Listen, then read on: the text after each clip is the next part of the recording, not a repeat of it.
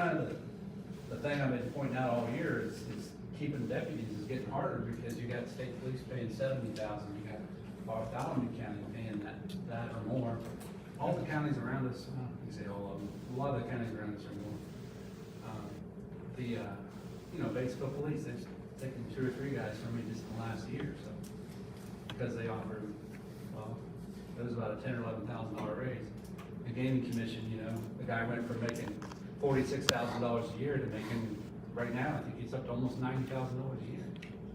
I think we can't compete with that, but so when you talk about replacing a jail commander as a merited officer, I can try to get one. We'll see. Well, let's just make sure this ordinance fits whether they're a merited officer or not, so then we would just need to add the jail commander position to longevity. Okay. That's the way it's That's how it's written. written. So Yeah, jail commander. That's the way it's written now? right, it states jail commander. I think that probably ought to stay that way, just because I don't receive the council. I still think. $10,000 or $12,000 raise on the jail commander's position. We review it, I think probably we could act on it at the next meeting. And then you can go to council's next meeting. And it's already done at council. Oh, it is. I mean, the They deputy. agreed on that last Yeah. meeting, I think. Tony's been moved from a deputy matron to a deputy administrator. Why So don't comes we- January Why don't we act on this 24. today then? This is a joint ordinance, that's why. Well, it's mainly because it's part of your handbook policy, but it's also part of salary. So you guys control the handbook, they control the budget. So it's a double That ordinance. last page, there you go. Yeah, but if they've already approved it, then Well, we need to wait another. They were on board with moving her to that position. I don't know that we approved anything that you're saying. No, they just said they were in agreement with it. Okay. It hasn't been acted. With the longevity. All right. Well, then we'll wait till our next meeting. Yeah, this has been signed by them. There's no reason to change it unless Rob finds something they don't like. Yeah. Okay, I'll give it another once over and bring it back in 2 weeks. Okay. All right. Anything else, Sheriff? Any questions? Have a good day. Thank you. Thanks. Thanks, sir. Thank you.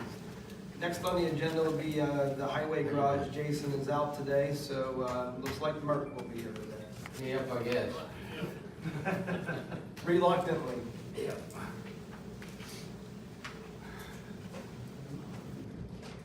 Poor Kendall says it, the 2,500 looks good.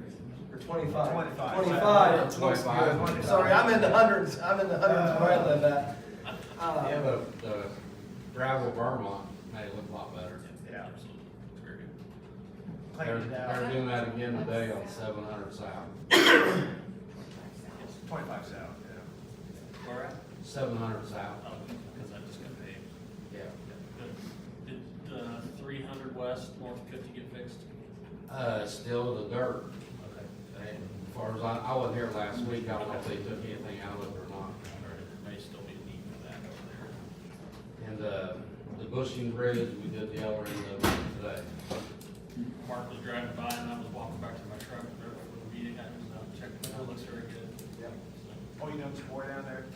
Put What? rock, would you put more down there around the rock around? On the park side, Oh, we cleaned all that out around okay. it. I called Garrett at the park, asked him if we could just send the tractor and the guys over and clean that mess up on the other side, because there was some concerns with Sets Park property. And he said, There is a big tree, probably, I don't know, maybe 24 inches around. When it falls, it's gonna go right through the bridge. Is it on the park? It's on the park side. We probably need to get that taken care of. Is that an insurance claim? Yeah. That's a $25,000 deductible, so let's get the tree taken care of, okay? Yeah, cause it's moving toward the bridge. When it falls, it's gonna go right through it. This might be a stupid question, Murph, but there's some trees that were clearly leaning across that road. Is there any reason why those weren't taken down? I think somebody wanted to put a swing up or something. I told him leave that one, look good. So Kendall can get his picture taken down there. Yeah. No, I heard the vines all turned into flowers and they like it. Okay, all right, well, that's, They cut out the nice stuff. because when they did cut all that out, I didn't know those mowers we had, they cut trees down. They cut a tree down about this big. It's got a cutter on the side, like that hangs out on the side, and he just slowly eases into it. think that's the only tree that's left. Hopefully the water will drain better down through there. I It think should, they Took opened grade it off, up, cleaned they it opened it up. up, and straightened it out. Got rid of some of that debris that's forced in down there, that's the thing. If that tree's leaning over that bridge, does it look like something you guys are gonna be able to do? No, That's the part. I'd be afraid it'd fall through the bridge. That's what I'm saying. Yeah, probably need somebody with a bucket truck, go up, cut the top of it out, lower. Well, if it's on their side, they'll be the ones, Yeah, it'll be on the state side. yeah, so they'll have to pay for that. Would they though? I don't know, they may not, they may say take it out, but if they do, we'll have to give them somebody. I mean, if they cleaned it out, it should be easy to get to now. You don't think we don't have anything we can get it out without? I mean, we got some guys who know how to cut a tree down, but I just hate for it to be cut and fall on the bridge. Call Garrett again, see what he thinks. What side is it on, north or south? It's, north of the bridge. I'll call him and see what he says. If they get it out, if not, we may have to see if I'll get a tree company to come and do it.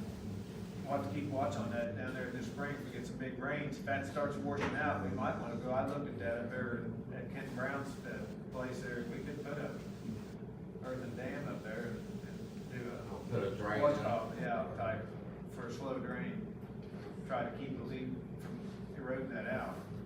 Yeah, it might slow the water down some. It does, yeah. If that tree's gone, could that potentially cause any erosion?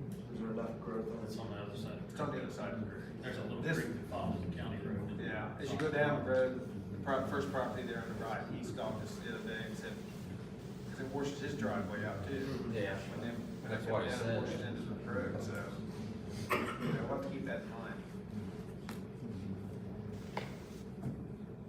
I'll get ahold of Garrett, and I'll get Jason.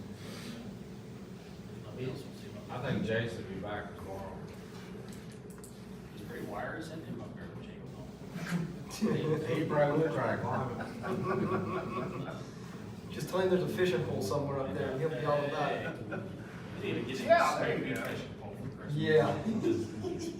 I guarantee he's climbing for a fishing pole. I got a couple frozen ones at home, I'm sure. Any other questions? Any updates? Going good?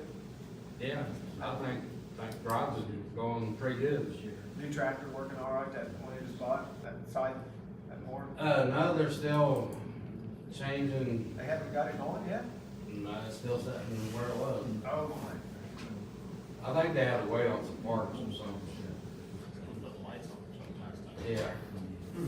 I think Justin waiting for the light. So what's everybody gonna be doing in the next couple of weeks with the weather change and that type of stuff? Well, today we've been filling some potholes, so we'll probably continue that until it snows. Still mowing some back, trimming limbs. Yeah, they ought to keep fencing these roadways back as much as we can until the snow flies. Yeah. I want you to hurry up the snow. Overtime. You gonna push snow this year? I did last year. I don't mind hopping in the truck. You guys staffed all the way? Yeah, there's a truck open, but right now we're even with people, so I don't think we need another one. Sounds like Merck found his truck. I want a tandem, I don't want to say. Have they done any good on the auction of the tractor and mower that he was putting up, that old tractor and that? Get anywhere with that, you I know? don't think so yet. Okay. But that Birmingham thing they got for the back of the truck, that's working good. Did we end up acquiring that, or still borrowing? Still looking at one. Okay, good. Still borrowing it. Yeah, It's borrow. still borrowed. We definitely need one. Good deal. Been on the equipment list for 20 years. Yeah, I think you might already have it now. Good. Looks like the tractor and the bush hog's still on the auction. How many days you got left? November 30th. Is there anything, do we know if there's been anything? It says number of bids, and there's nothing in the field, so I assume that. Did you hear that, Ron Decker, the county has a Starting bid on it. tractor for sale? $2,500 on the lawn, or the bush hog, and $3,500 on the tractor. And it says if you purchase the tractor 1 year of mowing service by Burt's Lawn Care. I don't know, I I have have to to. borrow the tractor, I think. That's still out there. Yeah. Anything else for the highway garage? Good.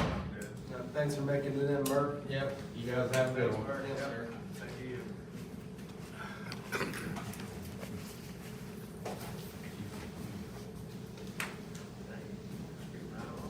Yeah. We have 45 minutes. Is Doug Rump here? Yeah.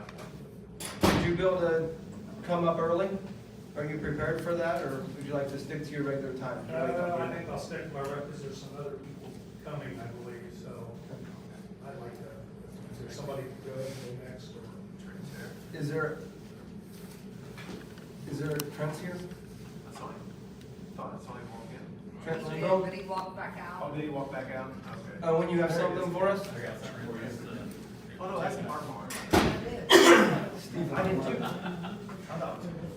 I'm Owen Mencho for Reese across the county. When I was out here about a month ago, you gave me permission to use the east side of the courthouse on December the 16th, but I forgot to ask you about if it's okay that we place about 40 wreaths around the courthouse and here on the annex driveway commemorating those cemeteries that are out in the middle of nowhere and the veterans associated with that. And then also we'll put about 6 wreaths around the General Ripley Monument that'll commemorate we came up with 132 veterans that have been cremated in the county that are not buried anywhere, and to commemorate those. I'm just asking for permission to put those wreaths up So there. how many wreaths altogether? There'll probably be about 50 when it's all said and done. And they'll be coming down. The ones in the cemetery we leave up until March 15th. These two we'll take down before then. It's like last year, the wind and the snow and the blowing in the courthouse. My son was up here every morning straightening them back up. He got a little tired of doing that. So they won't be up, near that long. But we'll keep them up and looking good, commemorating those veterans.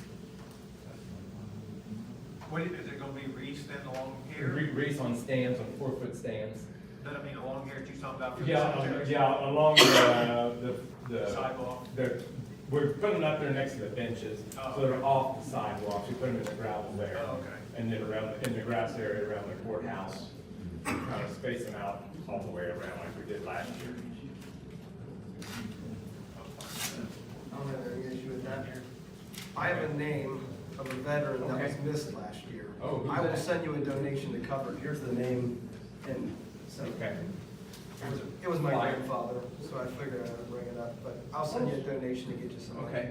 Okay, great, yeah, just send it to the community foundation. I did not know we missed this name. There was nothing on the tombstone Well, saying that he was. and we used to think about 20% of them. Now our database is showing in some cemeteries that 1/3 of them have nothing on the tombstone. And so this question came up here about 2 months ago about the numbers of veterans this year compared to previous years when we were down. So I started looking at the database, I seen, gosh, all these ones are being cremated. And then committees got together and they said, well, we need to commemorate them because, hey, they was in the service and so forth. So we thought, how do we get these numbers or get this names? So we went, the Historical Society has all the newspapers on a hard drive in the county. So we went from 2000 forward and we came up with 132 names. Oh, wow. In Extra. extra. Unbelievable how many, and we'll put cards on like when I went for Holton, one for Versailles, Milan, Batesville, Summit, Mile, all the way around. And we'll put cards on them with their name and birth year, death year, and their branch of service. And hopefully someone will come back and say, hey, Uncle Joe, he's buried somewhere.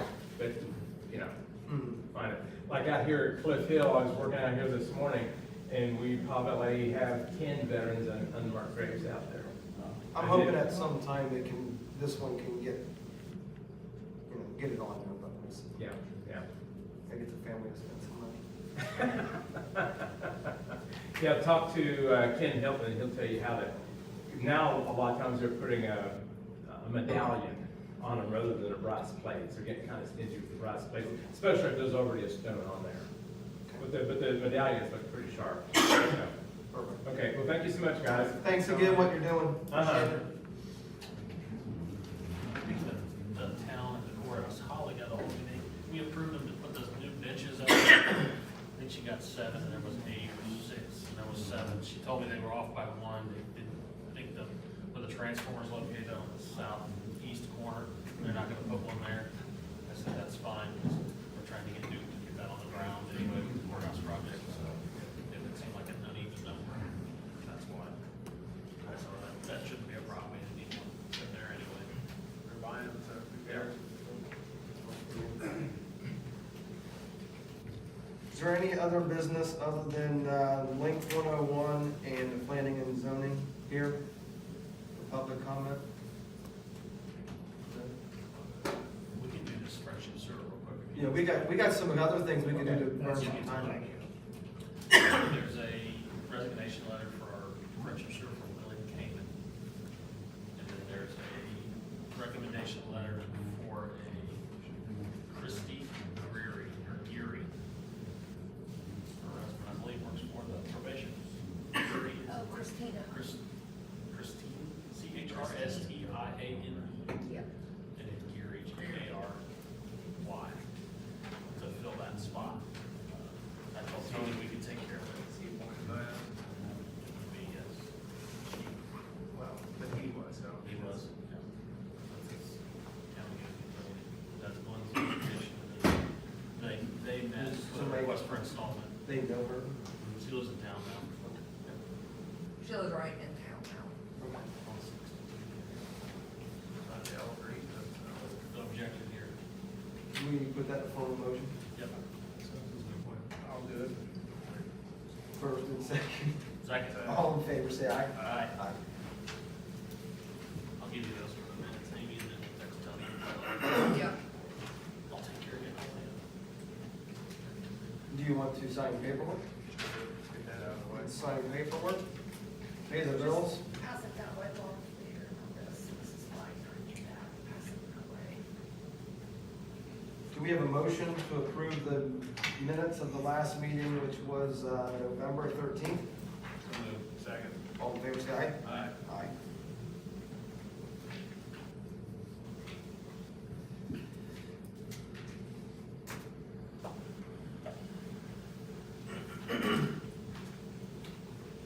We have a motion to pay the claims. Second. All in favor, say aye. Aye. Aye.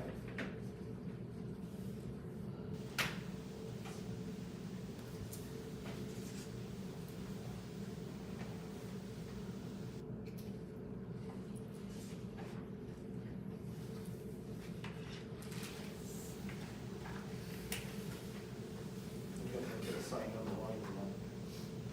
Well, you wanna change it? No, Barry. I'll just do that. We'll just all sign that.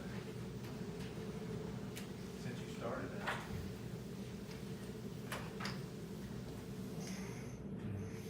You probably think I'm talking about this.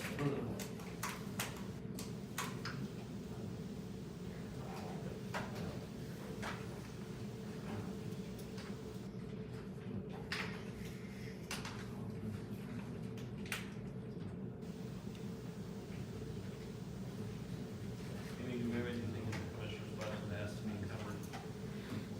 We will. I'm just waiting. I'm gonna wait till the last minute. I mean, I knew we had the parking lot, but I don't know. I mean, this depends on whether we do it or we don't do it, so like, just kind of playing it by ear right now.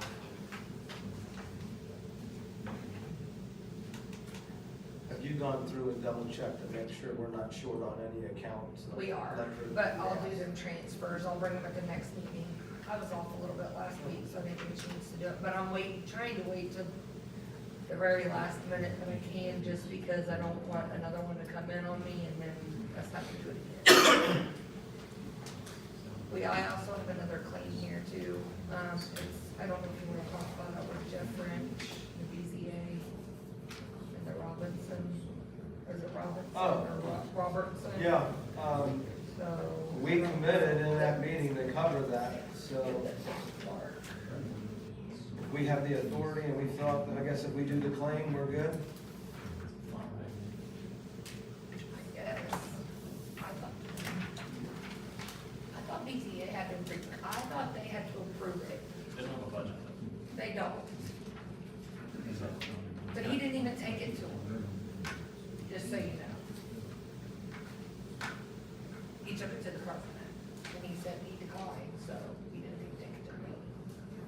That needs to go to the meeting. Tad didn't? It needs to go to the meeting.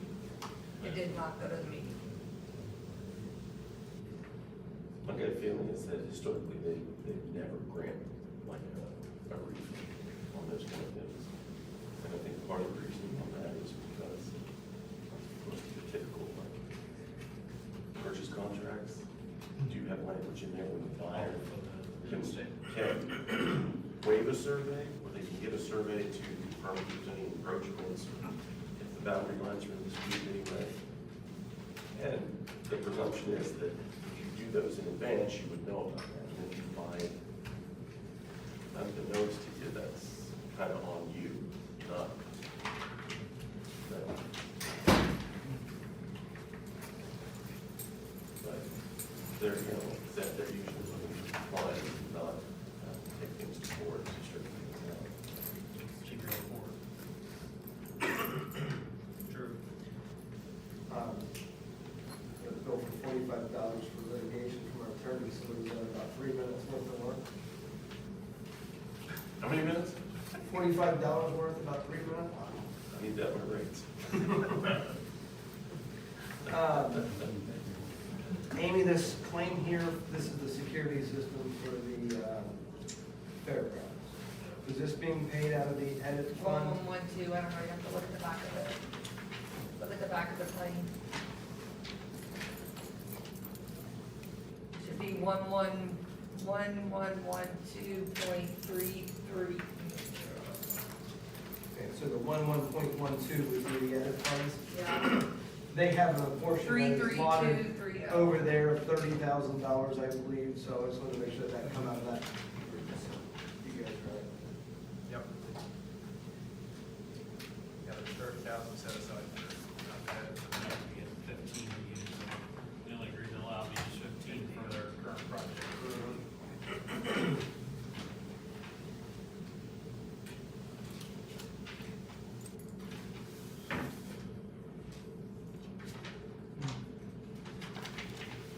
So she's had any luck getting any higher? I didn't think so. I wonder if she had any luck getting higher for maintenance over there? No. Fuck, no.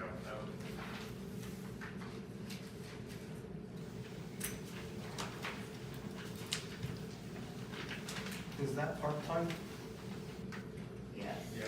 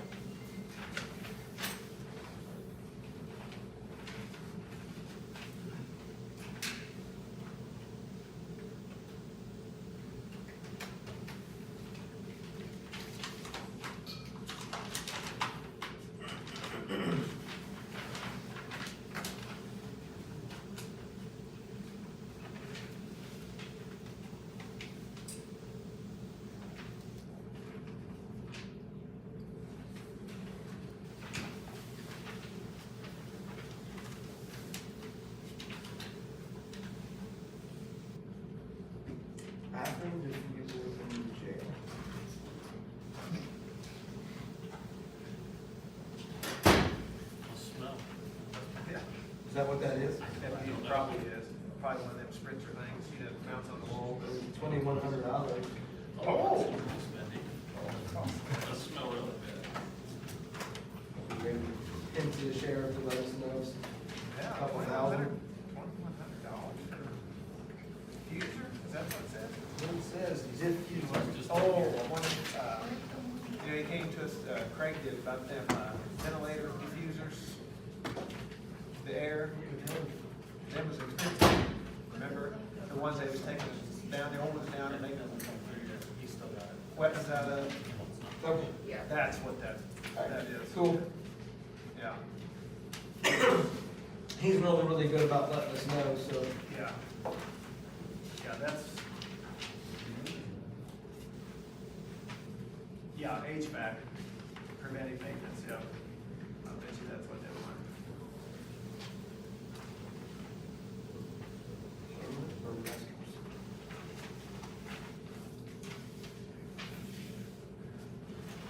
Because Craig was telling us about that, it's gonna be real expensive.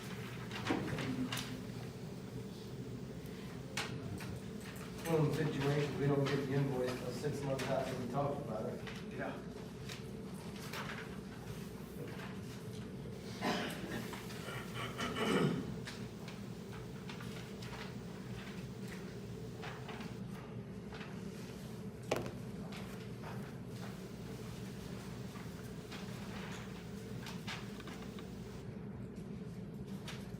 I didn't think that worked. That lady that with the bush, the shrub, you know, out there. Yeah, it's completely cut. She called me and indicated she cut it Oh, she did? It's, this week. it's completely gone. Well, there's, Just needed a little, push. That's probably that $45. he probably went out and helped. She was flushing about it. I didn't see miles on her too, so I don't think that's the case. Not heard any response on the gentleman regarding the culvert. We haven't heard anything on that. How long on that? It's probably been like 2 weeks, give or take. Yeah, I think we sent the letters out at the same time. How long should we give that? 30 days? I'd say 30 days would be about it.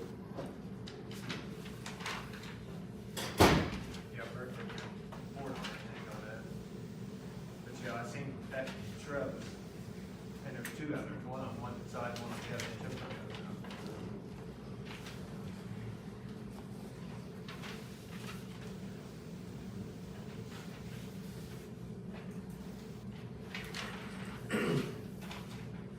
So should we do anything with this claim for the, BZA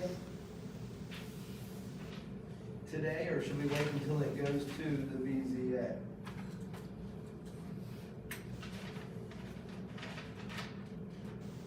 We've told them to pay it. They don't have a budget, we need to pay it. So, Amy, do we sign, you want us to sign this then? Yeah, I mean, you're gonna pay it, then yeah.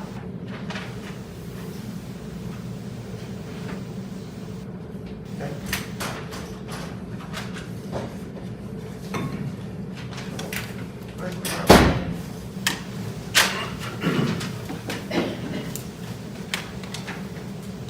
You have no money. Thanks.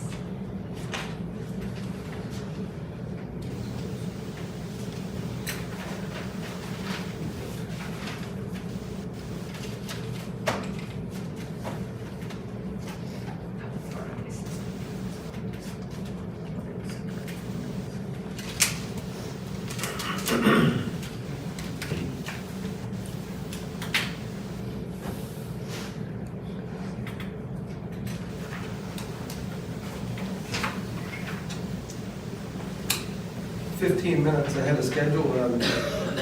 Doug, if you're ready, come on up.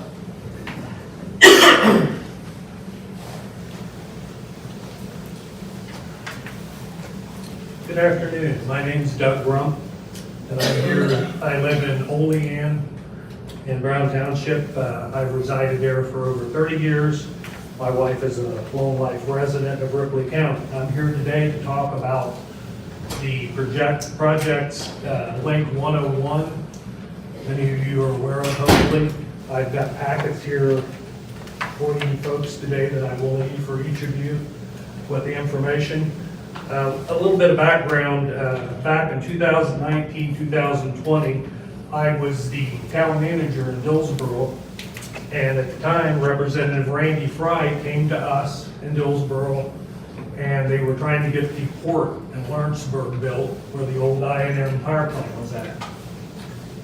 And with this port, they was hoping it was gonna be very good paying jobs, and of course, as a small town, we needed rooftops because the numbers in the schools were down. We thought it would be economically, this project was gonna bring from Markland Dam to US 50. And then there was a proposed road to go north, off of the 4 lane at that time, which would be phase 2, is what we were told. Port, as many of us know, was stopped because of environmental issues. The governor in the back in 2021 announced this project as a $200 million project, and those monies of 2021, some of the experts are now saying it could be over $500 million, because we all know what prices are like for roads. I'm probably telling you something you don't know. Originally, this project was supposed to help bring the jobs. After the president, originally Ripley County wasn't even in this project, and the one that they brought built. Fast forward to the first of this year, they had 2 public meetings to present this to the public, one in Aurora, one in VB.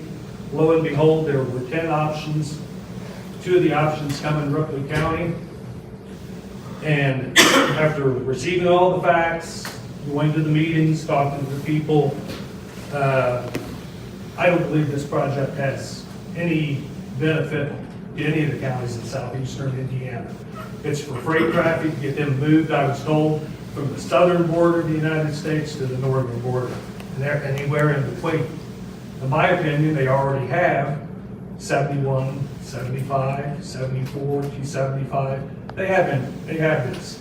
This project will disrupt a lot of people's homesteads, farm property. I did a little bit of research. The only thing that I could see any project-wise as far as business coming would be a giant truck stop.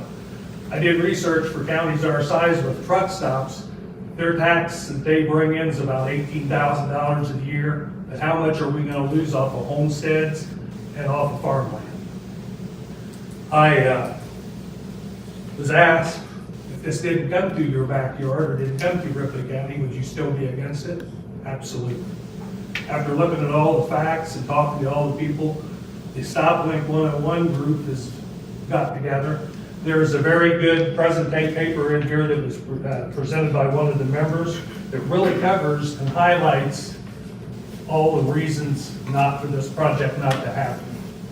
Just to save freight traffic 20 minutes, 15 to 20 minutes of time. The pack of information includes the governor's announcement, includes project engineer. I've got Link 101, I presented their information also. They have an office in DV, you can go down and talk to them. They are the project engineers. NDOT's not taking the heat, they're letting the project engineer. They have allotted the state of Indiana $9 million for this, just to get this study, going. Since that time, all the people that has been to these meetings and filled out the surveys, 92% of the responses were against this project. I really not found too many people that were for this project. There's been a few online that think they ought to build it, and they're entitled to their opinion, and I respect that. If I thought this was going to bring benefit, my concern is how it's going to negatively affect us environmentally, to our watershed. I presented this information to our local soil and water, and also have talked with Farm Bureau. They are going to present this to their members, and hopefully we can get them to take a stand one way or the other on this. And, I encourage people that have other information that's for it to come forward and let's talk about it. Currently, I have 129 in front of my house. When I moved there 31 years ago, after 7 o'clock at night, there was no traffic. They took out the curves, built a casino, and it's 24 hours a day. You can't sit in the front yard and talk now. I understood that. That's all part of it. Now, if they build option G, I will not only have 129 in my front yard, I'll have the new Lake 101 400 feet behind my house. So I'll get the, I guess stereo, I guess. But, I've asked some people that are here today, and I would ask those to show your hands if anybody here is for this. Those against this project, please raise your hand. Thank you. Again, I want you to educate yourselves, look at the information, have any questions. I intend to come back in January and ask you, in your packet, there is a resolution. Ohio County Commissioners have passed a resolution against this project. Switzerland County is still up in the air. We're all in this together, folks, southeastern Indiana. We've seen what happened in Lawrenceburg, another coal right now. People, I moved here, I commuted 22 years, 104 miles a day round trip, so I could come home to rural, wildlife, beautiful Ripley County. This road, in my opinion, has no benefit whatsoever. I really request that you look at it hard, and I would request in January that after you've looked at this, that you also consider a resolution of opposition to this project.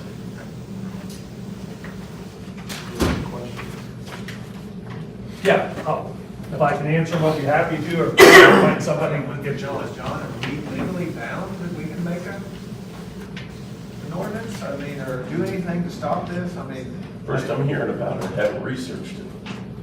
I think what I've heard from that about, does it really make a difference? Probably as a legal document, I don't know that it would, probably the state of Indiana could do what they want. I mean, my thing about it is, I want my property and I want my neighbors to keep theirs. My neighbors, the Websters, 125 acres of beautiful farmland back there. This will cut this in half. They couldn't answer us in the meeting down there. Will this be let me back up. When I was a kid in 1960, they built the 4-lane in Dillsboro. They took our property and my grandfather's property. They cut our property in half. They built a 4-lane highway. Of course, that was due to the Nike base being there at the time. But you lost and ended up with less money.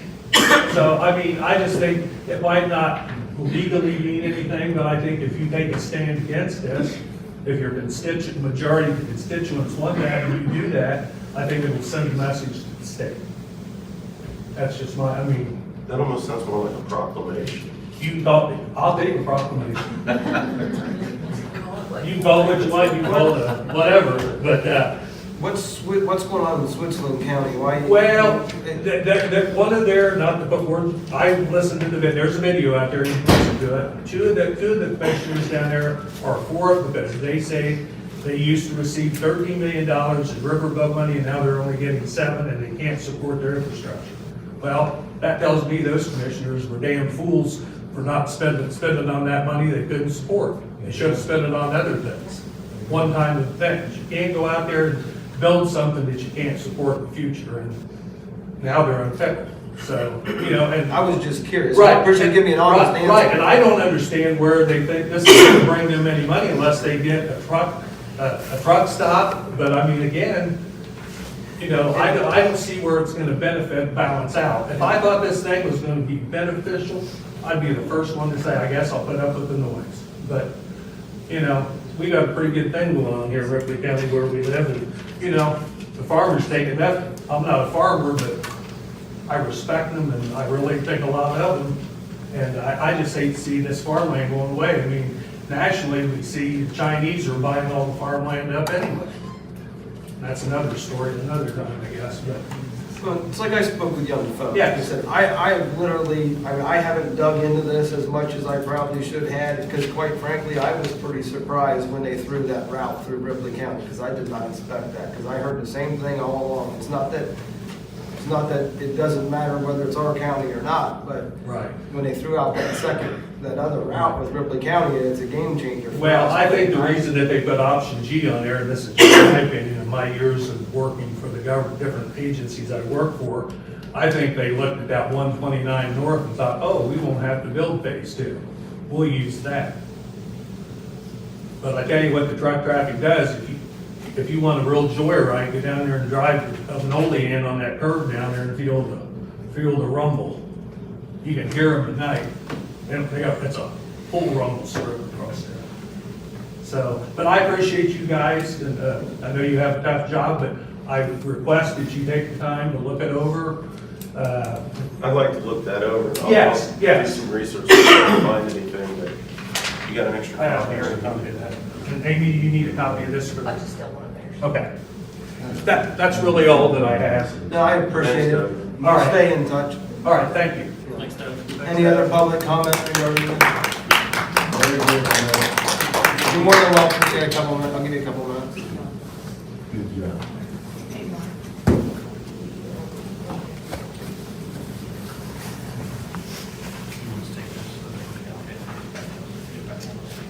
One of the questions that I have, and I don't think anybody's been able to really research yet, aside from the things that Doug Rupp was Would you talking mind about. stating your name? Michael Zins. Aside from the things that Doug has talked about, I've got to wonder what is the tax burden on the citizens of Ripley County when something like this takes place, long-term, short-term, you can build something like this. So aside from all the things that Doug brought up for sure, which I can get behind, and I'm sure everybody else can too. Living in that community most of my life, I definitely don't want to give up my property. Especially when if you get market value, you're probably going to be pretty lucky. Aside from all of those things, the tax burden, we've done I think some incredible things in this county so far. Definitely the past year or two. I would hate for us to go backwards when it comes to adding more taxes to the patrons. So.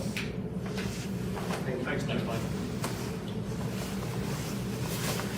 Come on up back.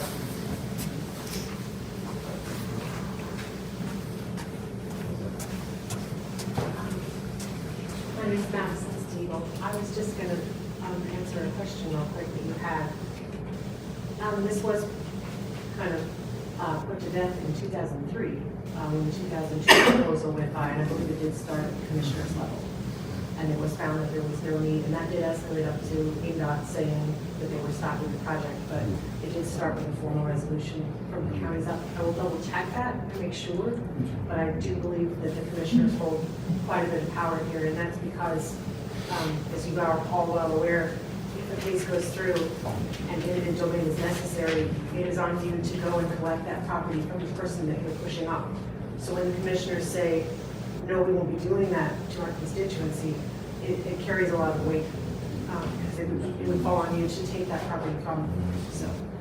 I mean, if it's a state highway, I believe it'd be NDOT, it'd be the state of Indiana.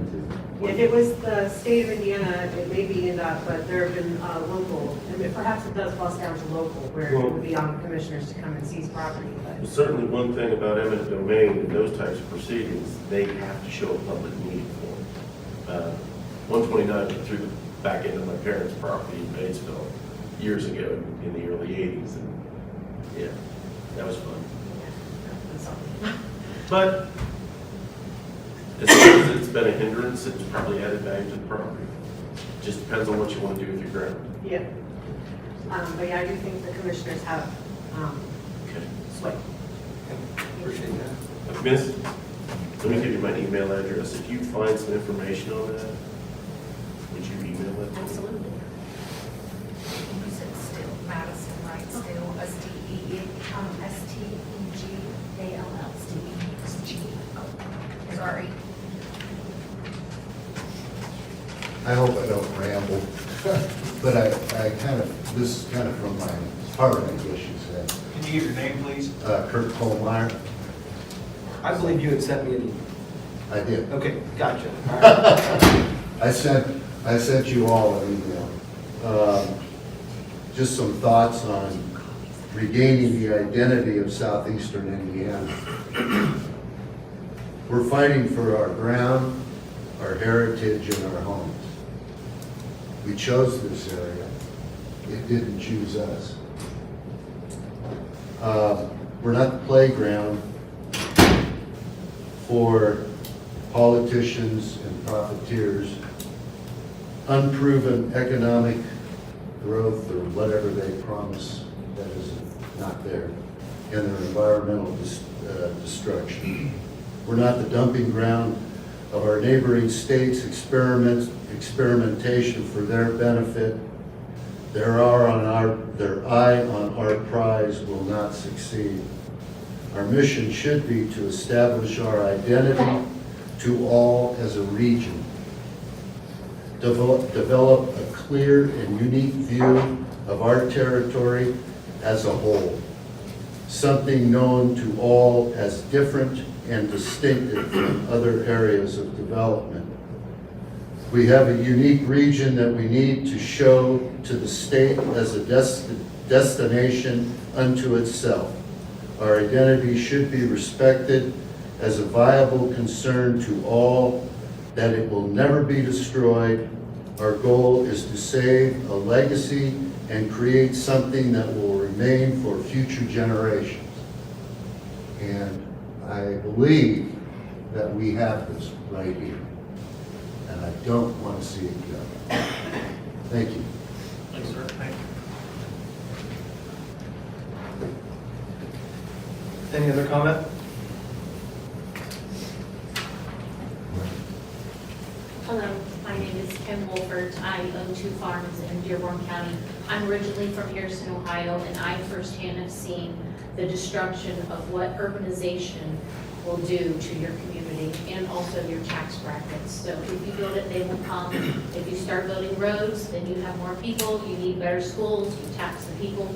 They taxed us out of Harrison. Everybody I went to school with nearly has moved to Indiana to get away from it, because Harrison used to look like Ripley County, if you guys are familiar with it. We were a farm town community when I grew up. Now it's a traffic mess, and they have taxed us out of the area because the taxes are directly proportionate to urbanization.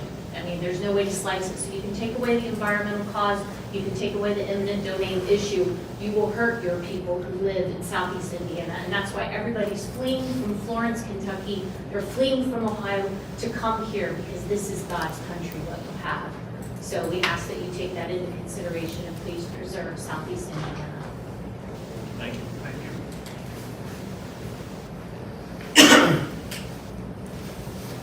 Anybody else? I appreciate you all for coming and making your presentation, and, we'll always give you guys a, time that you guys want to come in and discuss. I'll come back in January. Thanks. Thank you. Thank you.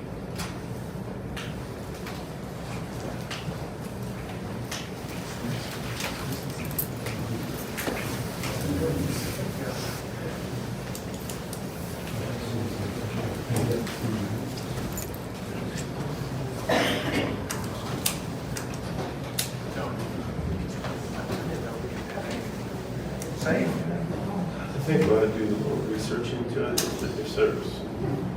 I mean, I don't know what side you come down on. This is the first I've heard. As of today, they're just looking at Ripley County. I didn't go to any meetings either. I'm like, what? It's like- I haven't been able to put a whole lot of time and effort into it, it's not that I don't care. I don't accept that either, but it's like, I didn't think we had any right to tell the state what to do. That's. I don't They know, want to put in I something. know they talk about what was done years ago. Well, years ago, there was talk about it, but this time the state had actually put worth the money towards it. So the challenge that comes in, and I spoke with him on the phone, and I made the comment that, let's say they do build this and we have no say whatsoever, and we fight it, we have no say.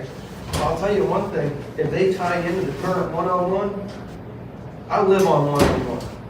There's 2 90-degree turns on 101 between Summit and Miami. That's what sure as hell can't handle it. I mean, I don't think they would use so- the current 101. I think it would shoot over to 129. Like John said, they put money into that before that probably. But You would think so, and I was told that maybe that will cost too much, from somebody at a higher state level, that maybe that's gonna cost them so much money where they won't mess with the current 101. I'll tell you one thing, you're not gonna keep traffic up, if they said, go down 50 to 129, they're gonna end up on 101. They're gonna go through town, 2 towns. So I think that, as of now, like, how much do the commissioners get involved in this? Because we're gonna have to fight with the state. We're gonna have to fight with the state to fix the current roads in the county that are good enough, if they do this. So it's kind of a, that's kind of in my,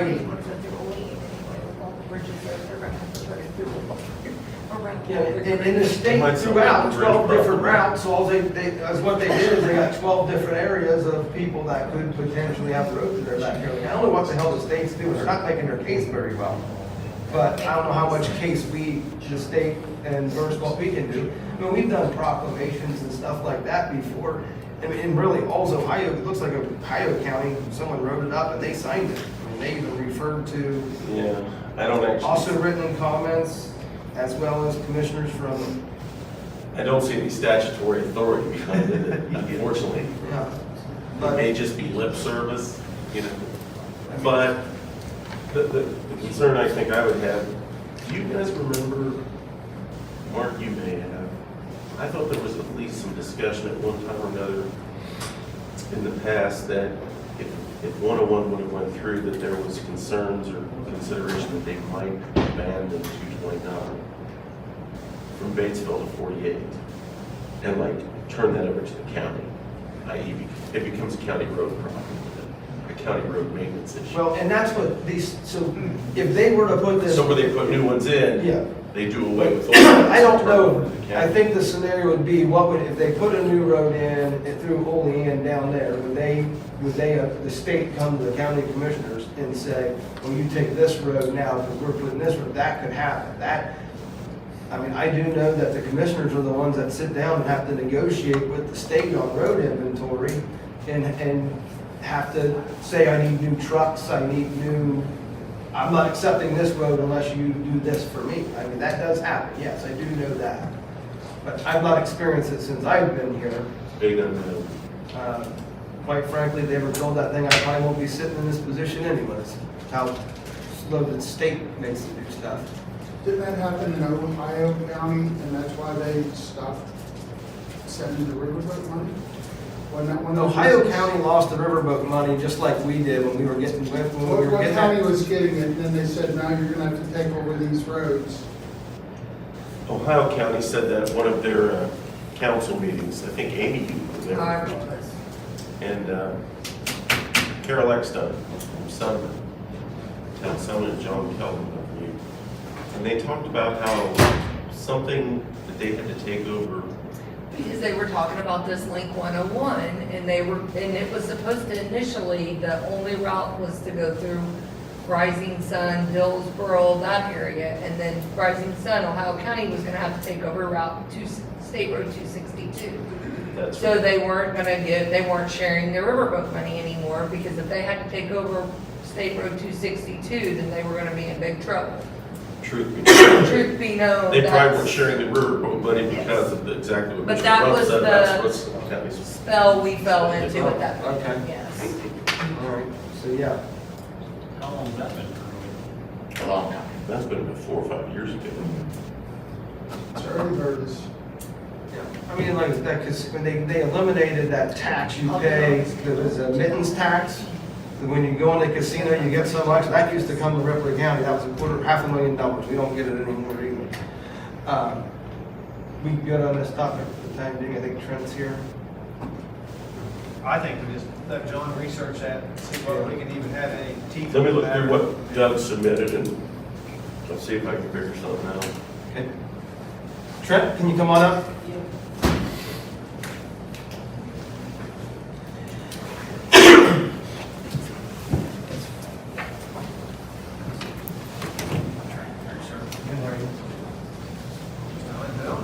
Thank you. So this is winter projects I'd like to work on, all fiber projects on Finks. First one's on Frank's Finks, the next one is 925 north, 975 north, and then 1050 north and 100 west north of the county. With just requesting for seeing if we can get right-of-way access for the fiber project. Most of the homes in this project area reached out and requested service. The ones that haven't, I'll talk to if it's approved, but all will be underground fiber direct to the home. What, is this not in RMC territory? No, this is not, no. Is this Decatur? Parts Decatur, part Duke. Huh. I had somebody over in Napoleon the other day reach And this is for. out to me about why they couldn't get it, so maybe I'll get you that address. Okay. I'll get Do you the guy. I don't know- have the guy's address, but Do you know like what area, north, south, and north? I think it would be southwest. Southwest, yeah, I'm pretty spotty over there. Maybe you could get it, it's hit and miss. So I guess the question is, what do you need from us today? I just would like to use the county right away to put it in the ground. Rather than go to each homeowner and then come in and prove when your problem and have to go door to door if I need to, or do private easement route, but I'd rather just do the right way route. You're gonna bore all this? Bore or plow. So like bore under the driveways and then plow. So it's easier, like the sides of the fields, these are no crops, it's much easier to plow in now. So, I guess the only question I have is, as long as you stay out of a ditch, right? Put money in Yeah, ditches. no. Because if you're gonna not bore it, yeah, and you're gonna plow it, then that's not very deep. it'd be about 2.5 feet. Yeah, I got a pretty, it's a new plow, it's a big, so. Great Plains, I can see mine halfway through my. Yeah, no, I couldn't even go in the ditch if I wanted to, because that's how most of the frontier and Old Great Plains lines around, so I didn't even go if I wanted to. We need to make a motion. Do we have any questions? I know public utilities can do that with the utility poles and the wires hands down. Again, they can be within the right of way. I was looking here, of course, Trent, do you qualify as a public utility in this? I'm registered as a public utility, yeah. The difference between me and what like other broadband companies do is like during ILO or CLEC, it automatically entitles you to have access to the public right away. But since I'm not, I don't need to be, but since I'm not, I have to come request. Then there's chapter 23 under Indiana Code 811. That's about gas pipelines, but Yeah. that statute does indicate if any person desires to lay pipeline, conduit, or private drain. And in your case, you're going to lay conduit, or bore conduit, aren't you? Across or along county highway of the state, such person should first enter into a contract with the county commissioners in each county where it's desired to locate such a pipeline, conduit, or drain, which the contract obligates the owner thereof to restore the county highway to its original condition. When they say the county highway, it's almost like they're assuming they're going to be right so close to the edge, damaging either the wedge or the edge of the road, or crossing and cutting it. And you're born under. Yeah. I think as long as it's restored and you're comfortable with that, you can either have a contract that basically says restore the shirt on, or you could. Yeah, I mean, I can show you pictures of what we've already done if you want in the areas, but. I'm thinking that these plows, they don't make hardly any slot at all. Just a slit. Yeah, it's we, just a slit. yeah, we first we go over and make like a slit that's about halfway is the depth we're gonna go. That way it's easier when we go back through the pipe, it's much faster. And we run over it with the wheel 1 to 2 times, it's like basically back to normal, so. How many folks are you gonna vote service? Off these projects, so one's on Fins, some of them can already get service, so not that many additional customers. It's just easier for, like, I'd like to use it when I have out there elsewhere. So on Fins, probably about 15. On 925, 975, that's like the most requested area. That's maybe about 30, 32 customers to build for service. I think I've got about 20 or so that have already reached out and wanted. And then 1050 North, not quite that many, probably about 5 at most. That's more of like an area to get started in to start go back towards 421. So eventually the plan would be to go all the way along 1050 North back to the highway. So that's kind of like a starting, just through the winter, get something going. So some of these areas, Great Plains don't want to service that. Yeah, so at Great Plains on 1050 North, they, I think their service stops right on that road. That's like the end of their line. There there's no plans that I'm aware of to do anything there. 925, 975, I'm almost certain that's Frontier area now. And then on Finks, I'm not aware of any potential projects, so.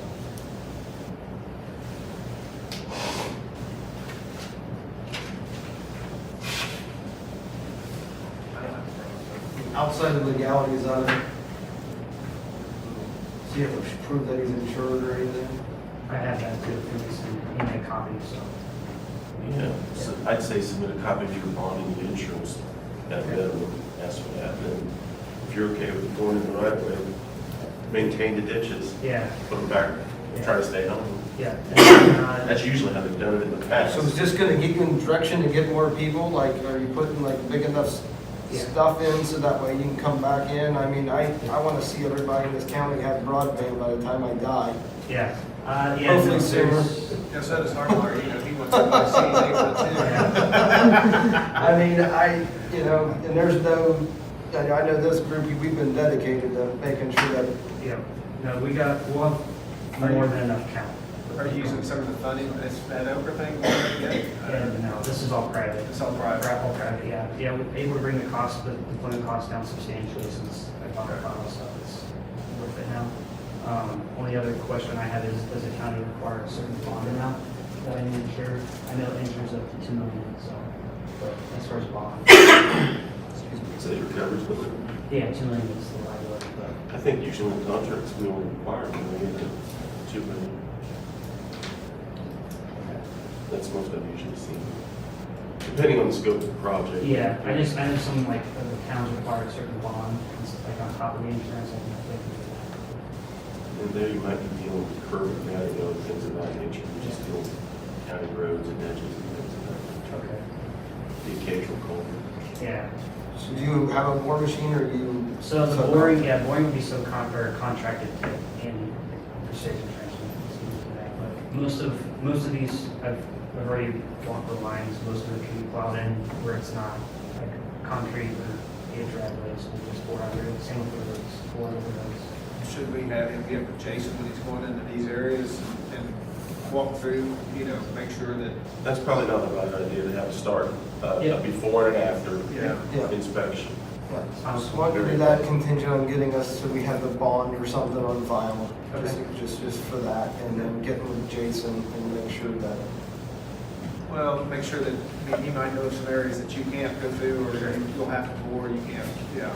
Just- And then a question for you is, I just make sure I'm reading, I kind of read all the county rules and stuff. Is it 50 feet from the center or is it 50 from the edge? You know? As far as what right away? Right away access, yeah. I don't know if it's 50 from the center. or 50 That varies with every road. Yeah. That you have to check with Jason. We're gonna have to get with Jason on that. Okay, gotcha. Because if you extend further than that, I mean, don't get me wrong, unless it's been dedicated right away because of a subdivision or a plat, Yeah, everybody owns to the center of the road.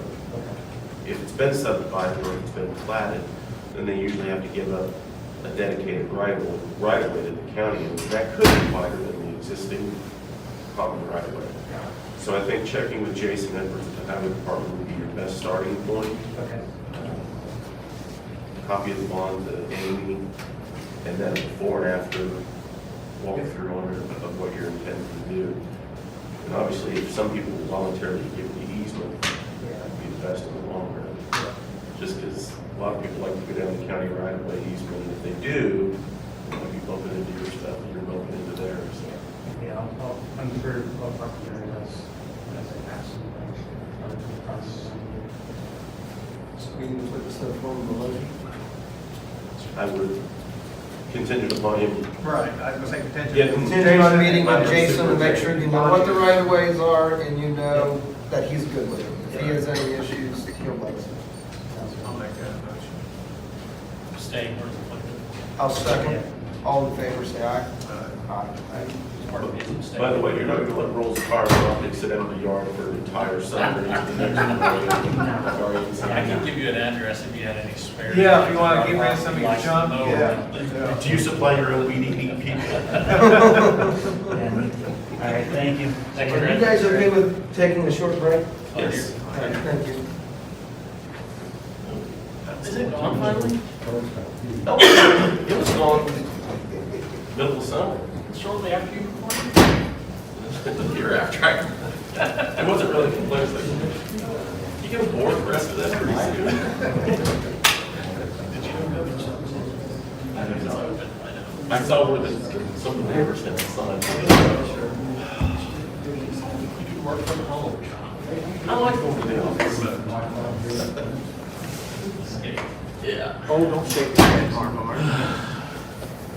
How you doing? Good, how are you? Behave yourself? Yep. Stay busy? Trying to. Especially football now, right? Oh, yeah. Did you go up to the East Central game? I was supposed to, I've been a little this weekend.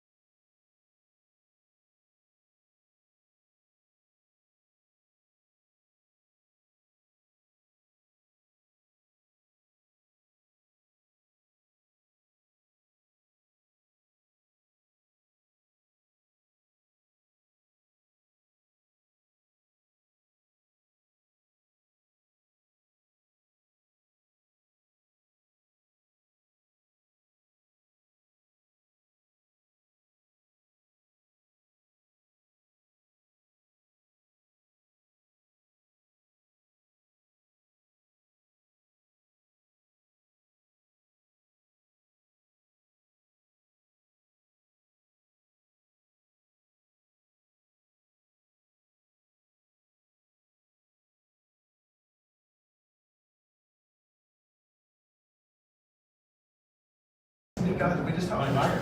don't know if he started it though. Right. Oh, yeah. He started. Yeah, he started. Really? I was kinda shocked. I thought the name sounded familiar, and I started, I mean, there's Jen's out by me, I'm like, he's not that same clan. He's all Ian. He's all Ian's ends. Ah. Yeah. He's a South Ripley resident.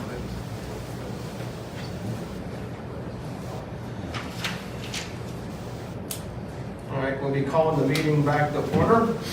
And next on the agenda is the Area Planning Commission zoning code amendment. Sure. You want me to just kind of give you a summary of where we're at? Or you want to add to it? Go ahead. All right. I'll hand in the paperwork. So as you know, the Area Plan Commission started a proposal to amend the zoning ordinance to include zoning regulations with regard to primary solar and accessory solar energy systems. The Plan Commission went through several meetings where they considered various proposals as far as what that solar ordinance could or should look like, before eventually at a public meeting voting to approve a recommendation to the Board of Commissioners for amendments to the zoning ordinance to include regulation that was proposed and presented.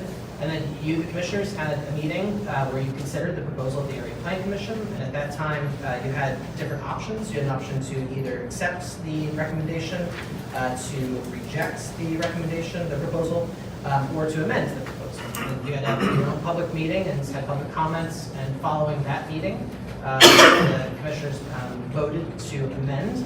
The only amendment that was made was amendment to section 4E, which is the primary SES setbacks section.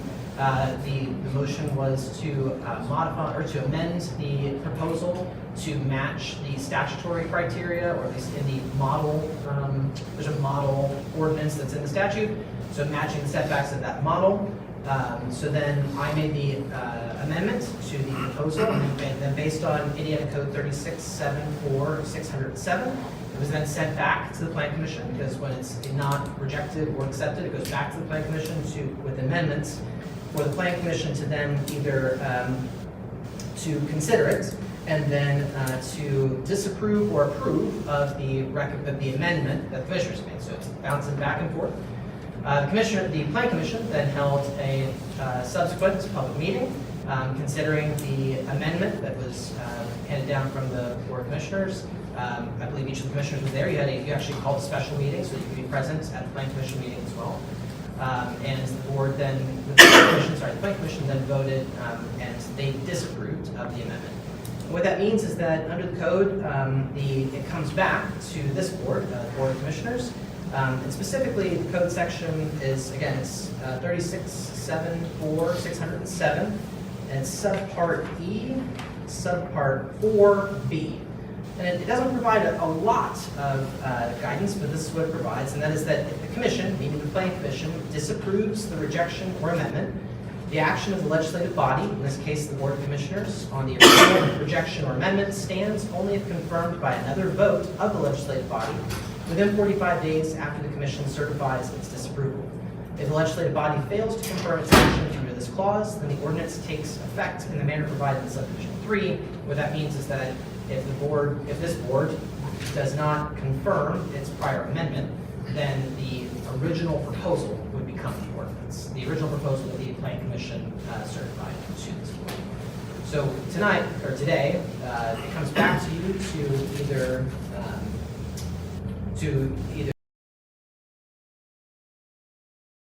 amendments, or if after further discussion, what the statute does not provide is, what exactly other options would be. I mean, certainly the options that are clearly here are to either confirm the amendment or to not confirm the amendment. And if you don't confirm the amendment or you take no action, the original proposal becomes the ordinance. If you confirm the amendment, then the proposal as amended by you becomes the ordinance. The statute does not provide guidance about what additionally could happen. However, the reference to the original rejection or amendment does imply that some additional back and forth process is possible, which means that if you voted to do some further amendment, then it would require going back to the Plan Commission for another round of them to approve or disapprove.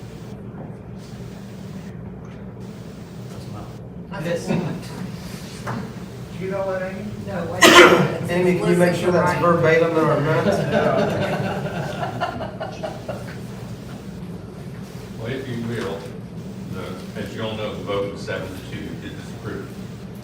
We had a tech review meeting this past Wednesday, and we discussed options on the setbacks. And the tech review requested that in the state statute, it says, you know, they give setbacks from roads. But the road listings in the state is different from what the county has. So the tech review requested that you reference Ripley County Thoroughfare Plan in this ordinance, so all road naming is the same and consistent. Because what we have is arterial roads, which is interstates, US roads and state roads. Then we have secondary and feeder roads, which is county roads, where the state doesn't reference them in those ordinances. And speaking with the officers of the Board of Zoning Appeals, I think the special exception would go to them. They requested that if you make changes or, you know, adopt setbacks, make the minimum that we have in ag zones, which is 25 foot, be the minimum in the zoning or in the solar ordinance, so all is the same across the board. So it'd be 25 foot from county highways and 40 foot from state and interstate, which is what the state does have in their ordinance, in their model. So that was their two requests. When did they make that request? Because I don't remember that in any of the meetings that I've. It wasn't, we were just back and forth with emails. So that was not done in the public meeting? No, because they don't feel they should be here, right? Well, they did have their own meeting. Well, president, vice president, myself. So you're saying the county does have an ordinance for setbacks for fencing of some sort, or? Oh, yeah, all residential districts, like I say, from a county road right of way is 25 foot before any building can be built. Now, a fence can be on the right of way, up to the right of way, but the structure has to be 25 foot back, or 40 foot from a state road.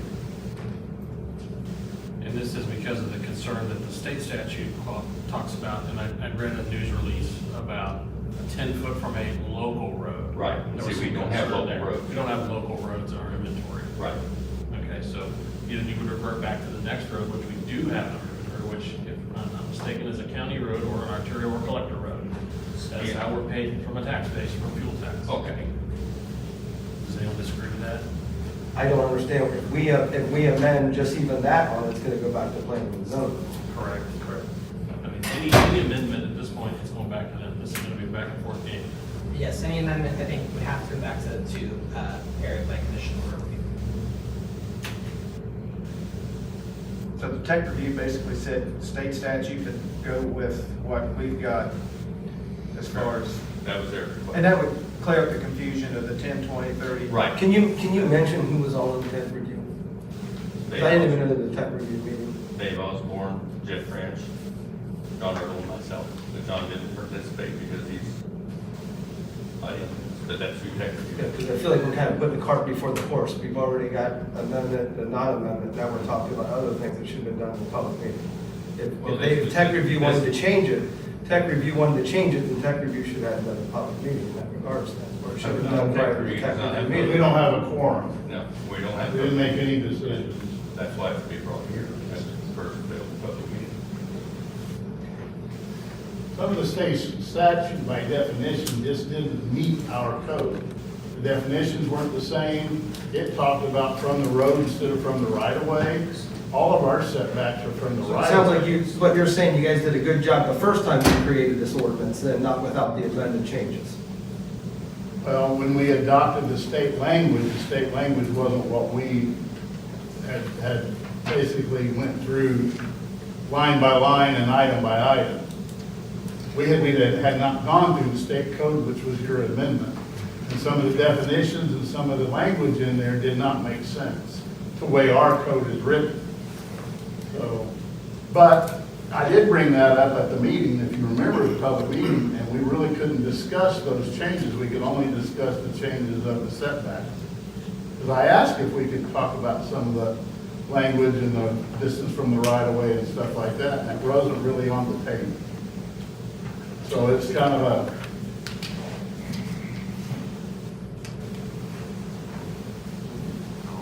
Because you hadn't presented that other stuff to us to actually discuss.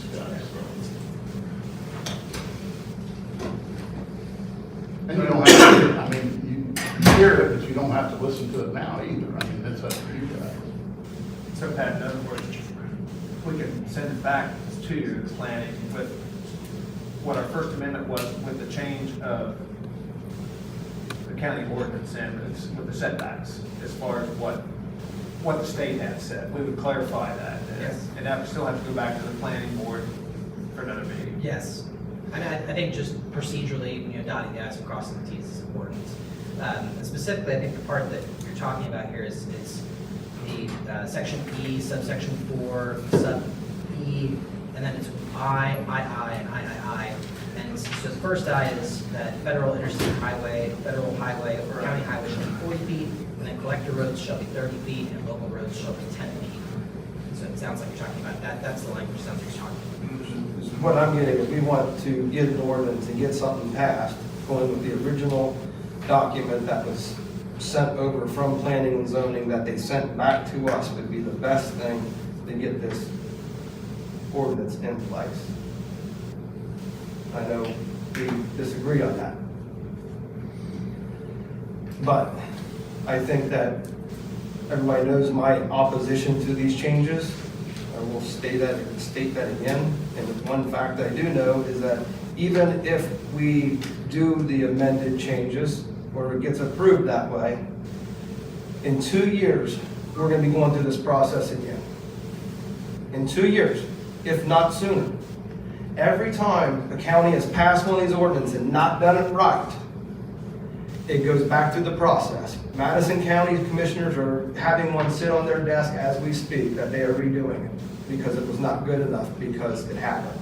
They put in a solar farm, community outrage was so drastic over it to where they changed it. Rush County put a moratorium on theirs until they get theirs updated. I personally believe that the best thing we can do is take the planning and zoning's recommendation of the original ordinance and accept it. What evidence do you have that that's gonna prevent you from having the same meeting you're talking about, no matter what the setback is? I don't have any evidence of that. I figure regardless of what this ordinance is, that it was so weak that probably the Ripley County is gonna be back at this at some point. What is so weak about the ordinance? I mean, when you look at Because the if county. let me predicate that. If you forecast that this ordinance is so weak and the only amended change we made was a setback, then we need to send it back to them and tell them to tighten it up or figure it out.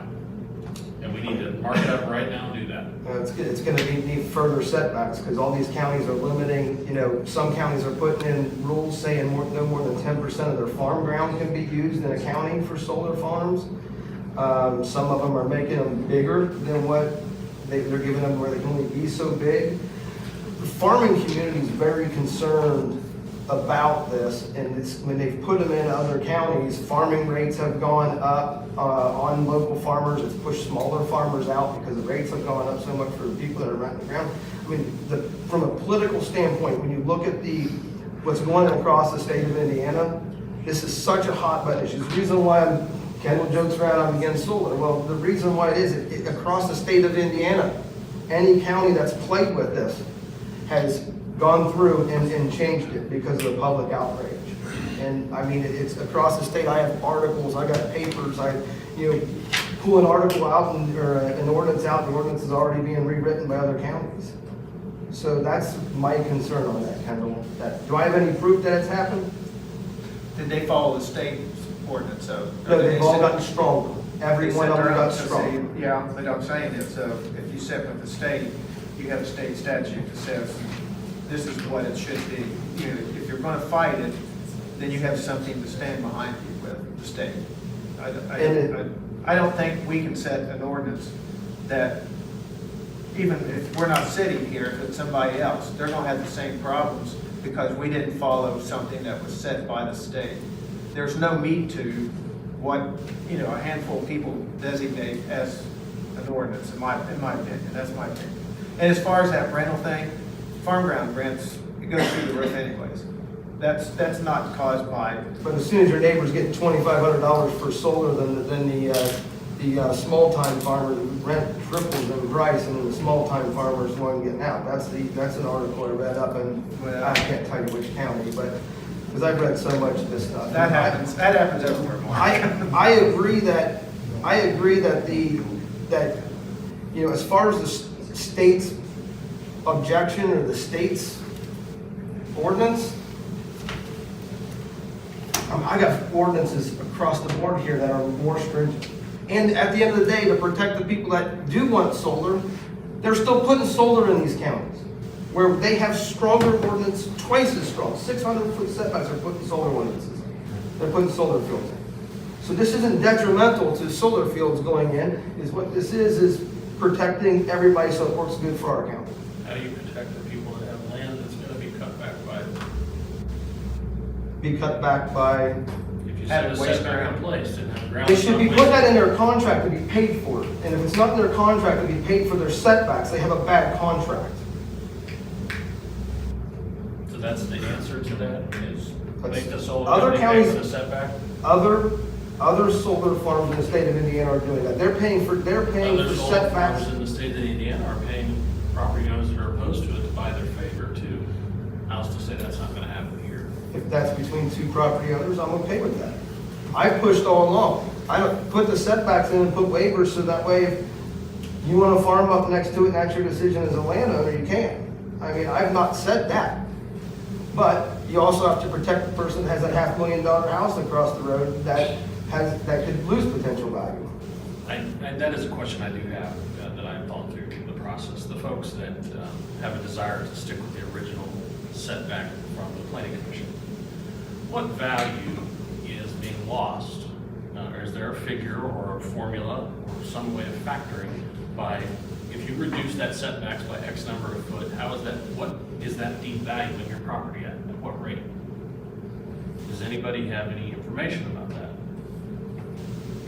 I mean, we received a proposal that said 250 feet, we came back saying it's about half that. What difference in value does that portion make up for? Because right now, the only person losing money is the people who own the ground that have the solar that's gonna be sitting there not doing anything.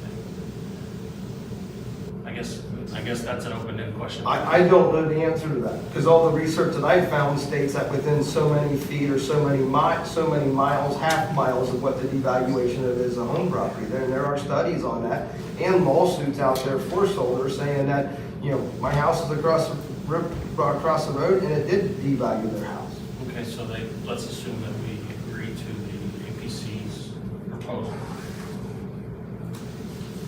What changes in terms of home value? Still gonna devalue. It's still gonna devalue. Then that's BZA's decision. That's what we told BZA at the Area Planning Commission. One of their members that they needed to adjust their by clause, which I believe is section 4, gives them the ability to look at this case by case under special use exemption and determine what an appropriate setback would be. This is a guideline, a minimum for those areas up against state park property of little to no use by landowners across the street and subdivided farms. That's a hoop that's unnecessarily has to be jumped through. I guess the BZA is asking to push the buck onto an ordinance, or they don't want to do their portion. I think if the ordinance that was written prior to the amendments also gives any solar company in the state or in the country a formula as to what will fit in Ripley County. So they're gonna go look for ground that's gonna fit, because this ordinance wasn't about people that already signed up and people, this is about to protect the whole county and everybody within this county. I disagree with you there. I think this ordinance has always been about a few people up here, where it's supposedly going in. If it was going into the southern part where we don't have Batesville or a big town or out in the middle of the farm ground, I don't think you would have all that resistance myself. I'm sorry, I don't see that. I haven't had anybody from down in my area or anywhere down south here say, we don't want it. So all this negativity has been up this way, where you've got homes built, and I don't discredit that area from being built up, but you still have farm ground that owner has the right to do with whatever he wants to do. We set the minimum, but then, like I said, like Kendall just said, BCA then can set further setbacks but it was evident that night at their meeting that there was one very boisterous about not wanting to have to sit and listen to all that all the time. Sorry, that's what you're on that board for. We don't need to be setting the standards for them not to have to do their job. That's the way I look at it. Are we taking public comment? I'm fine with it. The only person I've heard from, though, in terms of public comment is through council, which is Blaine. Does anybody else wish to talk to it? I mean, because when I looked at the property on plating or mapping, there's several folks who are across the street, but there's not as many folks that touch the ground. I just want to help understand where you're at, and be considerate of your concerns, a legitimate consideration. So, and for the record, in terms of someone who's reached out, the only person that's reached out to me through email is someone in the center part of the county who's for it. I haven't had a candid conversation with anybody that's opposed to it. One-on-one outside of after the meeting up here. That's it, in this room. No one's called me. That's it. With that being said, I've not had people call me and support it except for people that are being compensated. I have received, and in general public conversation, I've had a lot of people that are just opposed to it in general. They're whether they like green area or. Kim, if I see you raising your hand, we had a conversation after the airplane meeting. That's it. Correct. I've had conversations with folks about the process, but not opposition to it, really. It's come from your group, so I'm just sharing that. Right, because you knew my opposition to it, and we had a conversation about some of that as well. Correct. Okay. I'm openly saying that. Outside of those, that's it. And several of those folks have obtained representation, which was, and that's several families that had done that. I mean, I've had people from the Summit area reach out, very concerned. One of those folks is here. I don't know if I need to call them out because I didn't find out where they came here. But I've had conversations because there's a substation over that way. And they have a vested interest in being in this meeting and these setbacks being good because in their situation, it's possible that a relative could put it that they now have no control over the family farm. And that person lives on the family farm, but they didn't get that property. That's some of the concerns what could happen. Take Batesville, I've been in the situations in Summit. I took my house off my property and gave it to my kids, and I pass away, and now my one kid lives in my house, and now the next kid wants to put solar in on the family farm that they inherited. That's in the middle of it. So the ordinance has to be there to protect this type of situation. Does anybody want to speak? I want to speak. You need to come up to the podium. Kendall, just briefly, you asked a question about the distance of the setback. So the University of Rhode Island, or University of Massachusetts and Rhode Island, their extension, they did a survey of solar installations up there. And their study suggests that property prices for homes lying within 0.1 miles of a solar installation fall by 7%. 0.1 mile is 528 feet or whatever the number is. Point 1 mile? Point 1 mile. Correct. I'm sorry? Still within the proposal of the original area planning ordinance, is that correct? I'm not sure I'm understanding your question. That distance that they quoted is still the same distance within the original ordinance that was sent to us. That setback. If it's within 528 feet, and we lessen that to any degree lesser than or equal to 528 feet, then that number holds value, correct? Correct. The only way to increase that number is to do what? Take it to 529 if we're approved. Correct. Okay. Or have proper screening and some of the other things. So regardless of what that figure right there tells you, no matter what the distance is, your value is 7%. Well, and there's your figure to work with. Again, if you recall, the original request by my clients was a 650-foot setback from the walls of their residence, That's which not is what beyond. proposed to us, though. I understand. In all due respect. I understand. Like I've said before, I've told you guys this the last week. I don't think that the ordinance that was presented to us was even enough. The no vote at that meeting was a no because it was not far enough, the setbacks. How'd they get this over the hump? How'd they get their 250 over the hump? I wasn't there. They discussed it and they stayed late. I think I left before they were taking polls from each one on there, give us your average and that type of stuff. I have a feeling, based on my reading, almost all the averages, with the exception of Franklin County, would fall within that 0.1, so we're back to square one as far as I'm concerned. Unless you increase it to 529, you can expect, based on that figure, a decrease in property value. So it's either a foot or it's 529. You're gonna lose money on your house. So now, is setbacks the problem, or is the problem we need to try to stop altogether? State says we can't do that. So, here we are. But the count, but several counties have put themselves in a situation where they have done it, or where they've done their very best. Yeah, are they crossing the line on what they're putting in there? Some of them are. Franklin County has a property tax guarantee in it. Our group had said, no, that would never hold up. But there are counties that have made these things to entice these people never to come there. I don't have to follow everybody off the bridge. I would say with the state of Indiana, and if you look at the politics of this nature, Ripley County doesn't run it. Because everybody else in the state is arguing these things. Once they go in, the public outright is even worse. And I think we are playing with fire here by being open arms to solar in this county. I'm not open arms to solar, let's be clear. I'm open arms to property rights, and that goes both ways. That's the challenging part about this, Ken. So we're not here to argue about solar. We're here to argue about who can do what they want with their own ground.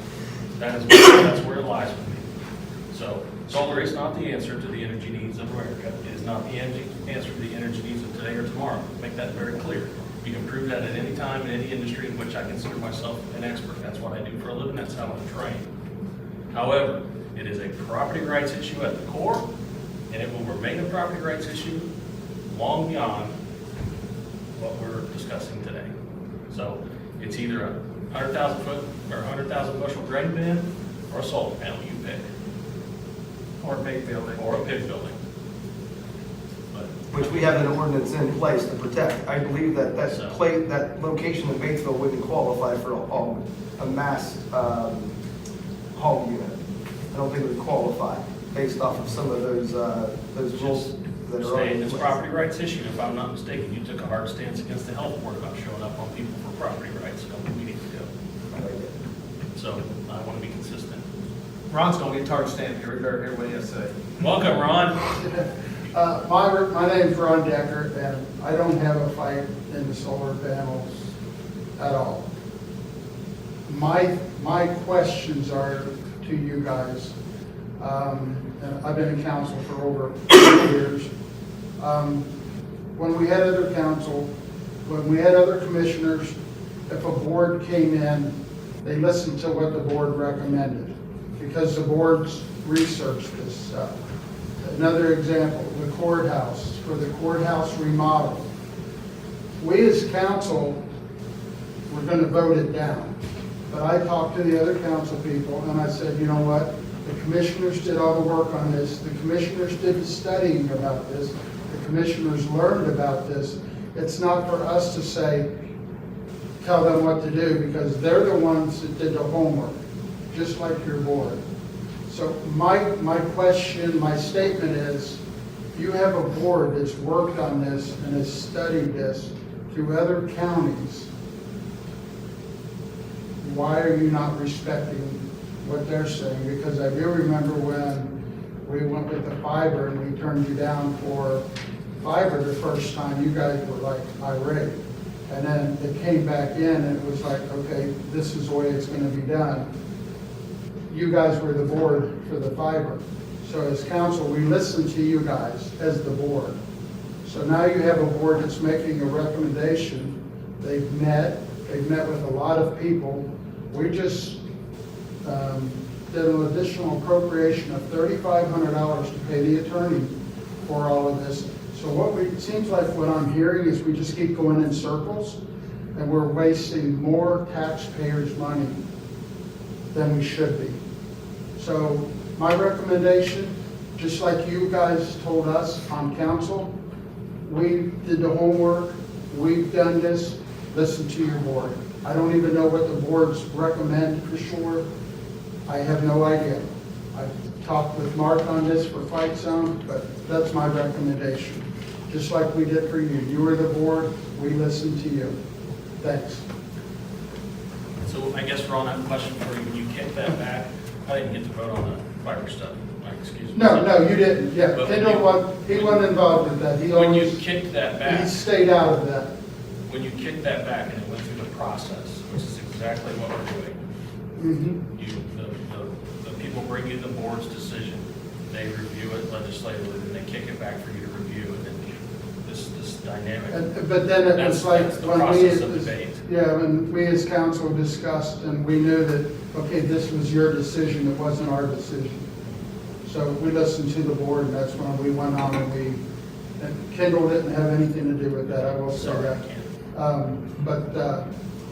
So long story Thanks short, for you're hiding. saying that, you're stating we should take the recommendation of the original ordinance because. I don't even know, I gotta be honest, I don't even know what the original ordinance is, but if that's what the board brought and that's what they feel is proper and right, and I know, I live in Batesville, and it's like the Grand Canyon in between Batesville and Versailles. Everybody in Versailles own a company. When I go to a business, I have to say I live outside of Batesville, because everybody over this way says Batesville's a bunch of 10-cent millionaires. They're snobs. Not everybody is. There's snobs over there, but you got hillbillies over here. And we have good people. So to me, you got to close that Grand Canyon, and it's the county. I would just like it for public record that Ron Decker said he lived in the city of Batesville, because when he comes over here, he always says he lives 10 feet outside the city of Batesville. So I would like that for public record. I live 15 feet out of the city of Batesville, the other side of the road. He's pretty set back. Thank you. Yeah, he's set Thank you. back, Warren, can you come on up? Thanks, Ron.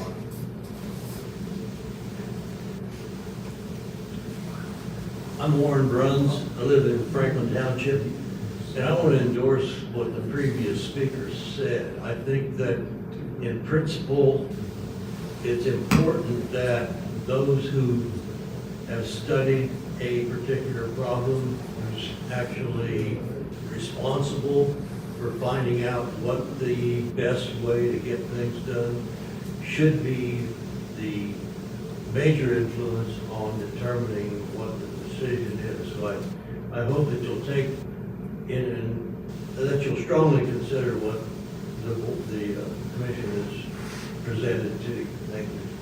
Thanks, sir.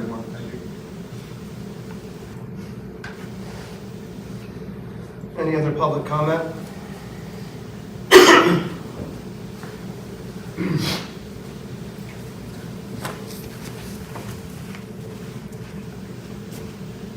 Commissioners, Blaine Timonera, as you know, I represent 7 property owners. They do live outside of Batesville.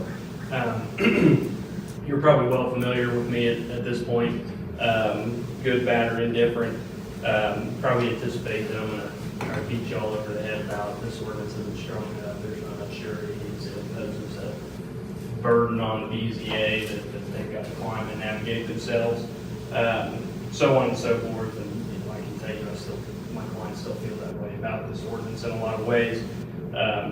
We've argued those points with the Area Planning Commission and with you all since probably about May or April when this whole thing started. And so you've heard from Area Planning. You all were at the meeting a few weeks ago. You heard from Ms. Miller, who's a member of the BZA. I don't know that she's necessarily speaking on behalf of the BZA, but you heard some of her concerns.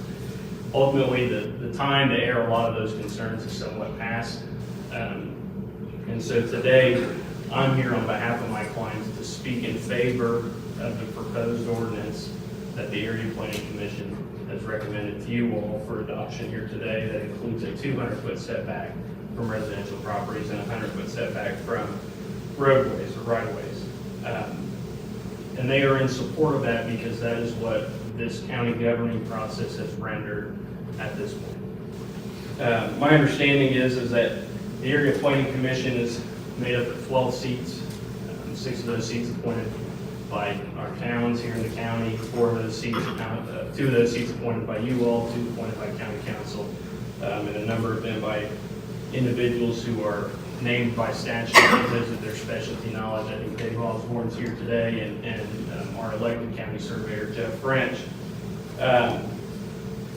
Ultimately, they represent the county. They're made up of a diverse number of folks with varied opinions, varied constituents, and ultimately, they represent the county, they represent you all, they represent the towns, they represent everyone. That governing body invested what I would estimate to be well into the hundreds of man hours to provide you with their proposed ordinance here today. They took hours of public comment, one of those meetings going until probably 11:30 in the morning, into the evening. They consulted with their towns and their constituents, and they considered letters and writings from individuals. They even consulted with you just a few weeks ago to hear what you all had to say. Based on all their time, their effort, their energy, nights that they spent far too late in the courthouse annex and hours of careful thought, they proposed this ordinance with these setbacks. And as we already heard today, those setbacks are considered average based upon what the University of Purdue has studied when they surveyed 27 counties. It's in line with 13 of them. These setbacks are average that they recommended for you all.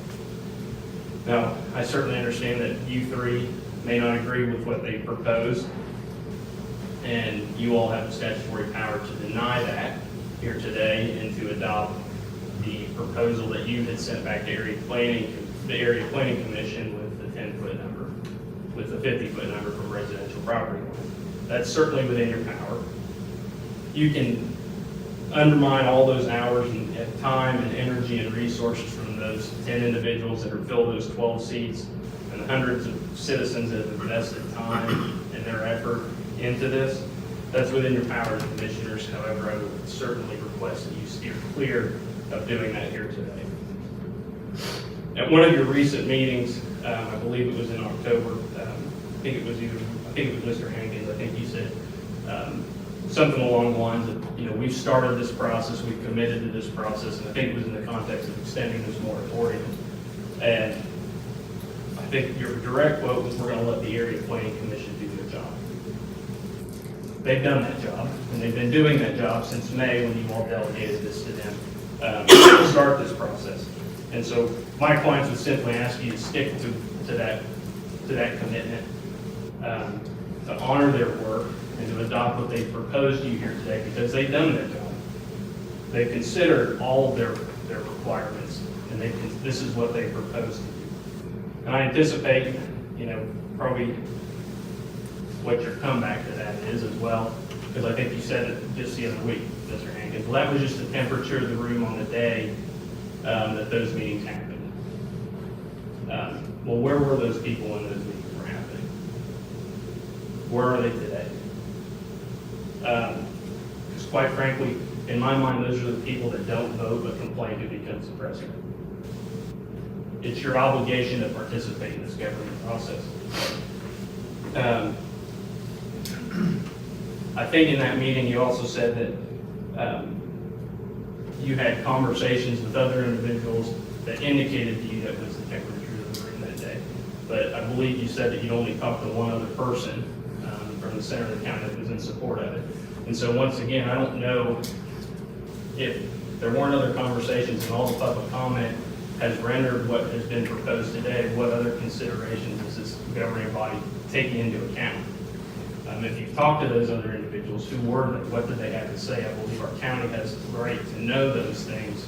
If there's conversations outside of these walls, if there's considerations to why you're deciding against the proposed ordinance, that is a right that our county is, as an open door governing body, that is something our county should be entitled to hear.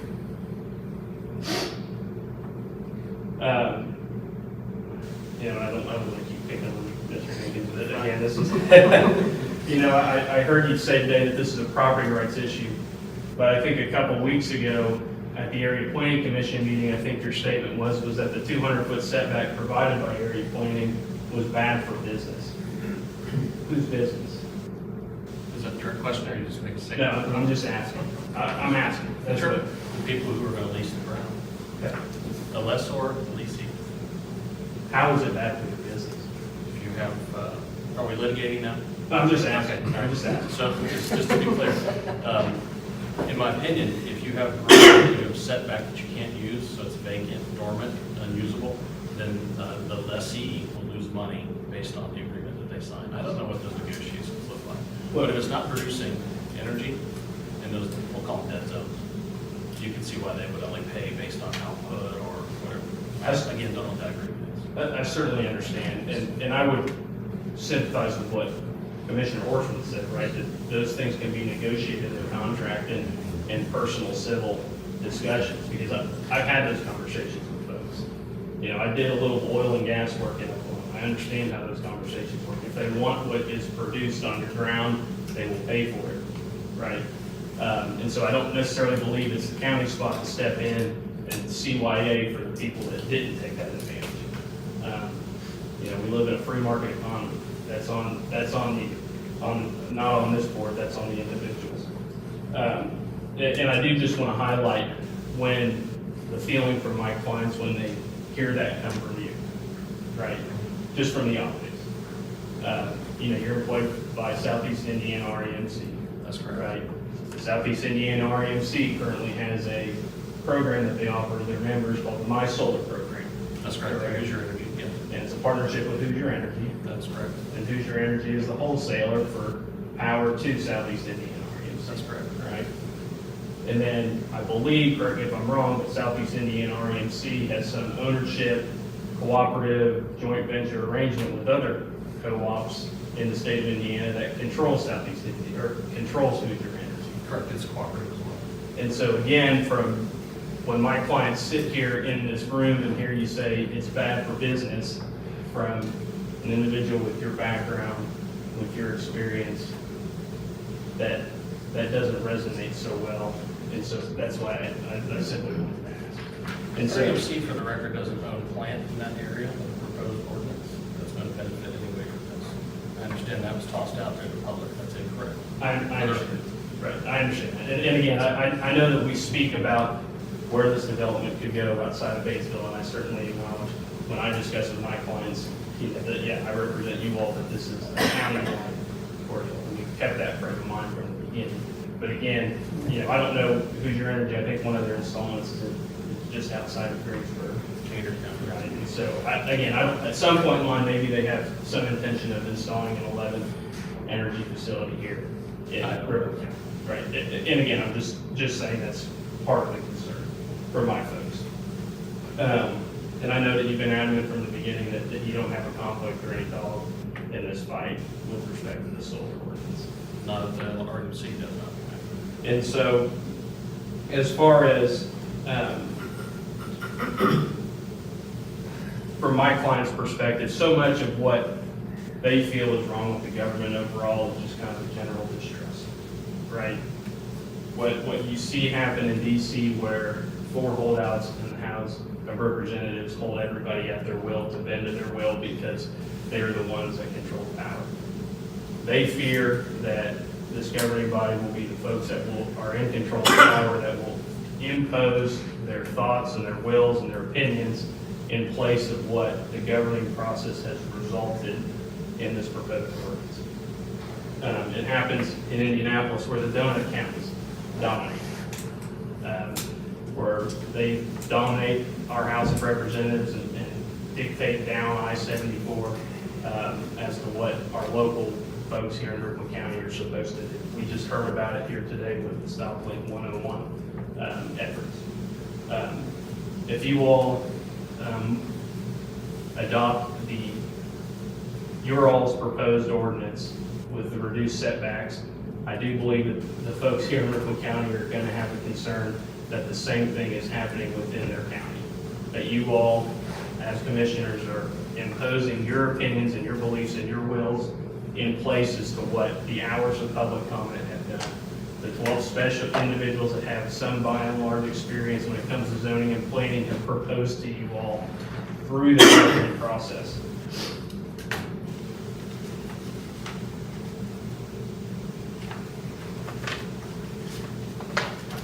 So once again, I certainly understand that you all may not agree with what area planning has proposed here today. My clients don't either.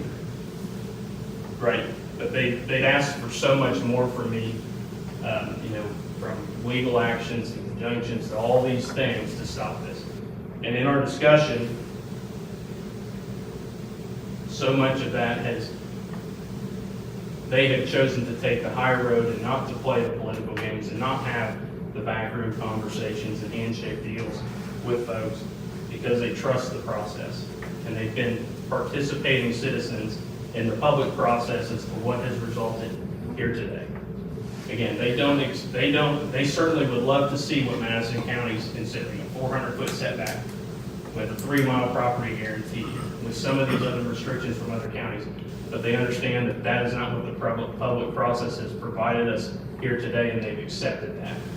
And so I would ask on their behalf that you honor the public process and what is produced here today, what the 12 individuals of the Area Planning Commission have proposed to you to hear today, and to adopt their proposal because they're the individuals who are making the recommendation after hours of time, energy, public comment, and the public process. Thank you. Question for you, sir. Yep. Do you think that your clients will be asking you to speak on their behalf at the BZA no matter what portion of the ordinance goes through? I can't tell you whether they will or won't. I anticipate that if there is an application for a solar facility that goes in close to them, they will certainly be in attendance, and they will certainly ask me to be there with them as a council if there is a public hearing on that. Now, whether they contest it, I can't tell you that. I don't know what the design would be, obviously. There's so many variables at that point. Commissioner Hankins, again, I would anticipate if there is one and they have concerns that they will be asking. Do you feel like that is the time for a loosening of the screws, so to speak? As far as loosening of setbacks or screening requirements, that the BZA be allowed to do that? I don't know that that is the time for that. I think the time for that comes before you get to the application. And just speaking candidly, how these things work is they always go through if nobody shows up. And there's a really easy way to get people not to show up, and that's due.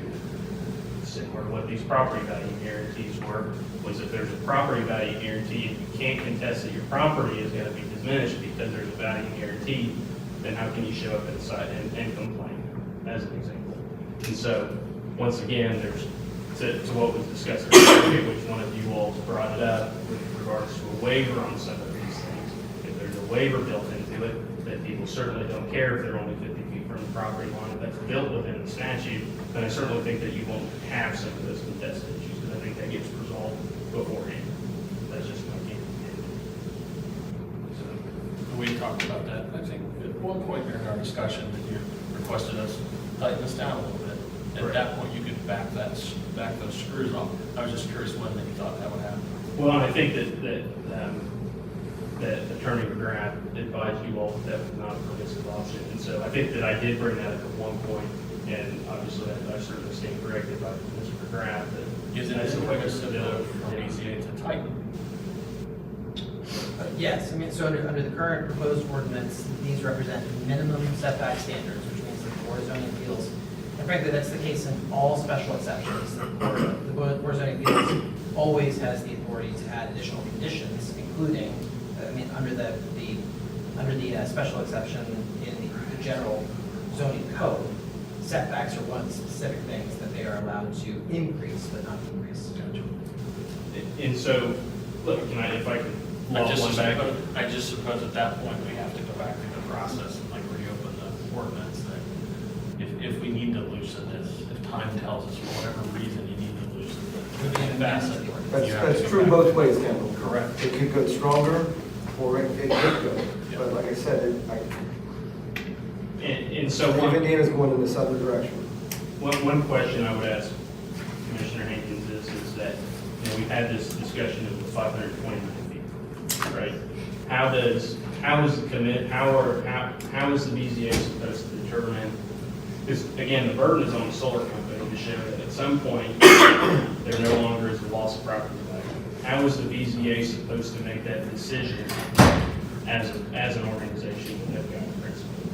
To say, well, at 529 feet, there's no more property loss. At 600 feet, there's no more property loss. At a mile, there's no more property loss. How are they supposed to make that decision? I certainly understand the intent to give them more leeway to turn the dial and fine-tune the dial on a fact-by-fact, case-by-case basis. But once again, similar to what Ms. Miller had already discussed at the Area Planning Commission meeting, how are they supposed to, it's almost unfair to ask them as a board to once again determine, well, at 529 feet, there's no property loss. And so, again, these things are, The state ordinance, though, doesn't change that, either version. with regards to I certainly agree with you. I mean, we're Again, saying the exact same thing, Blake. I certainly agree with you that We're speaking the same language, just using different words. right. What is using before us different- does not change that. Right, I certainly understand that, but again, the 200 foot gives my clients Peace of mind. a higher level of peace of mind. Correct. Fair enough, yes. So Blaine, can I ask you, where in planning and zoning and land use does anyone ever get a guarantee of property value?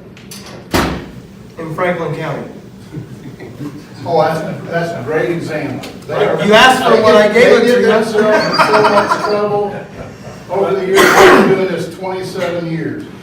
And if you want a case example of how not to do it, how to get your asses in trouble, go to Franklin County. But I'm saying in basic planning and zoning law and land use law and all that, where are you guaranteed your property value?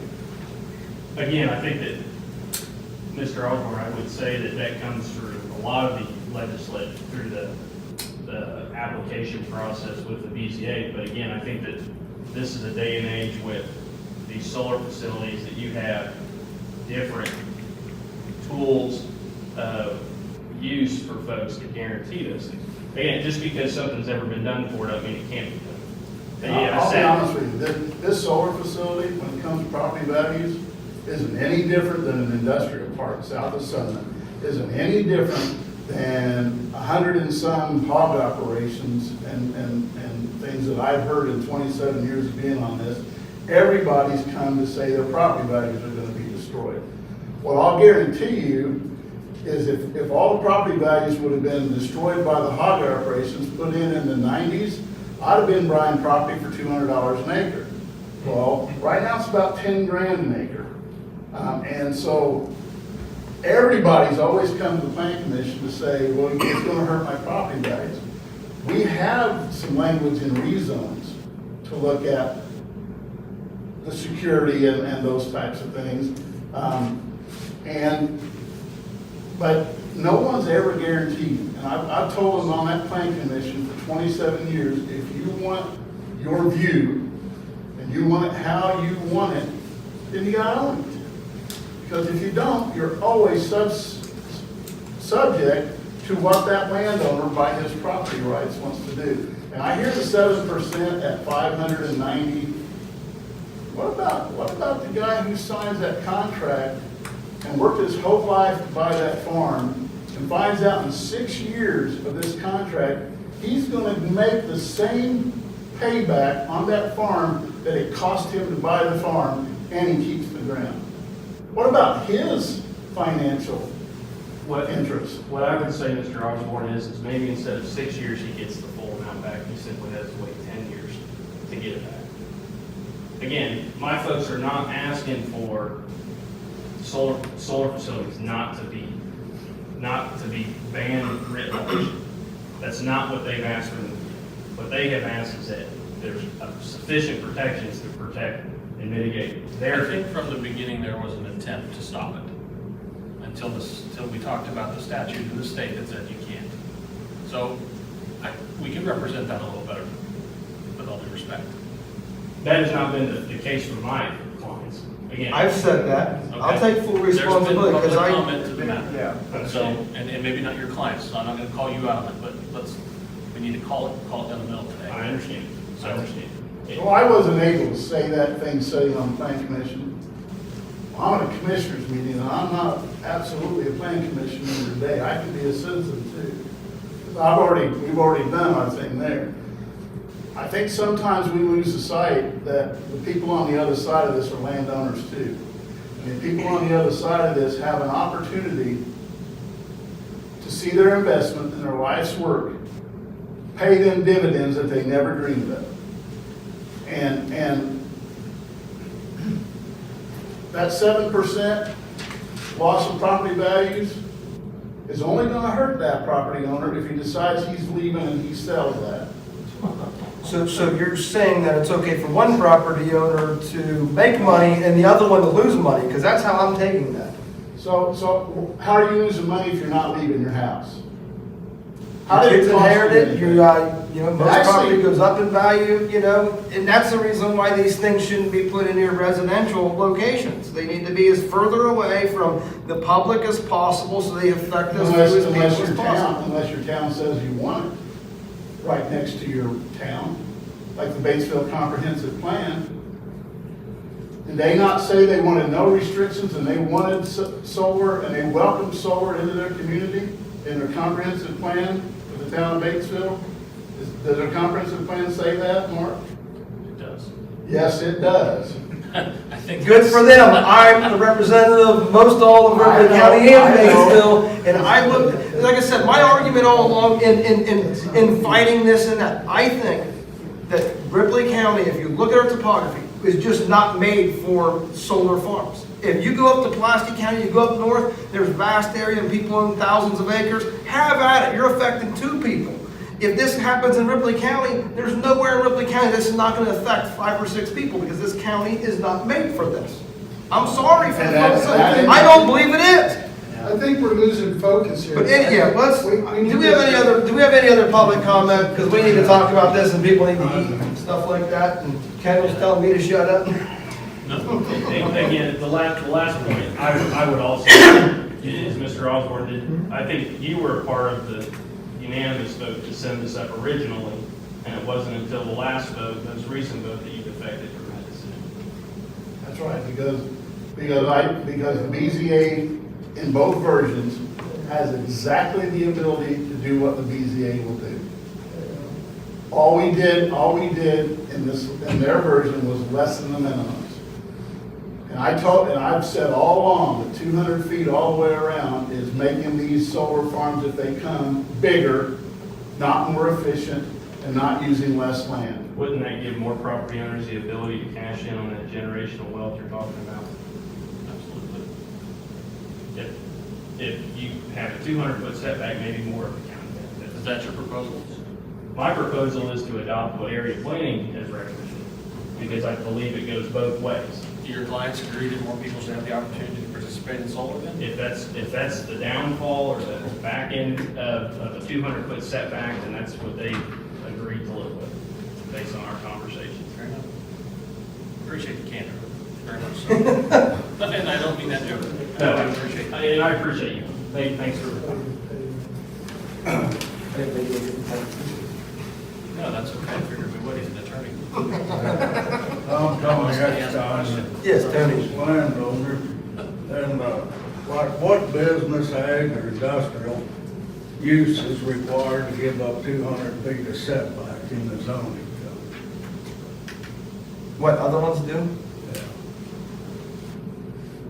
That's the reason why this went to planning and zoning. They're the experts, not me. I can't tell you. I don't know, honestly. I mean, public utilities don't give up that much. I mean, and they're wanting to do it because there's a substation here. That's for everybody to benefit from the electric. So I don't know. There's a fellow here that's on the, I won't mention names, but he told me after a meeting, he says, I can see what you're doing. If I had the land, I couldn't say no either. But a lot of it's jealousy because they can't make the money. But everybody's gonna benefit a little bit out of this. your tax money. And that you put the setback so big that they won't come in and do it. I mean, I guess here's a valid question. Do these setbacks prohibit solar and folks who have already signed for solar for having solar on their ground? Does it produce That that? might. It might or it will. You know. Because which battle am I fighting here? Folks that, Well, if they're saying it devalues their property, will it or won't it? You know, same thing. We don't know if they won't come if you put a 200 or 600 foot setback. they were here at a meeting and said a 200-foot setback was acceptable. At a That don't planning and make zoning them do meeting, it. the companies did, and we haven't seen them companies since. So if this ordinance, if the ordinance as written is good enough for you folks to be able to do what you want to do and be able to go through the process, then why are we arguing here? But what I want to know is what is so hazardous about these? They kill birds. I mean, I could go through a laundry Kill list of birds. internet searches, and yes, they do. Actually, there was one over in Kentucky over there that they had to shut down and do an investigation on because birds were flying into it thinking that it was water. They shut it down because I know someone that works at a power plant that sponsored that. So there's all, we can go down the list of that type of stuff, but I'm not going to get in that fight. Right now, we need to figure out what we can do with this ordinance. I mean, I don't know why you want to waste 200 feet or whatever.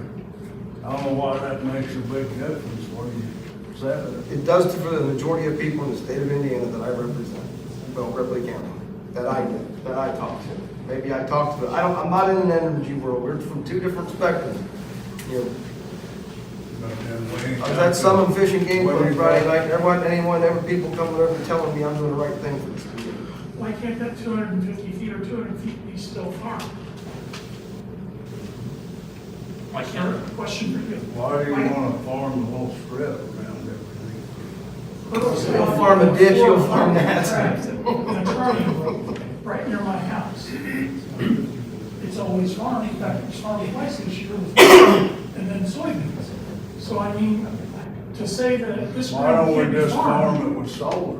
Why do you want to waste it? but you're saying that that ground's gonna go to waste, it's not. This ain't You that. can still turn around and cash rent that ground out to a farmer. They plant grass, they Guys, don't spray no. I really don't want to get into a fight here between, I mean, sorry, but I mean, if you want to speak after, are you done? Mr. Eckstein, thank you. Thank you, sir. Thank you very much.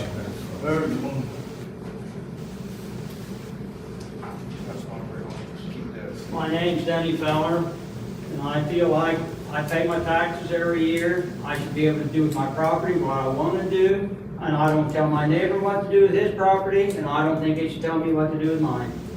That's all I have to say. Thank you. Thank you. Next, anybody else?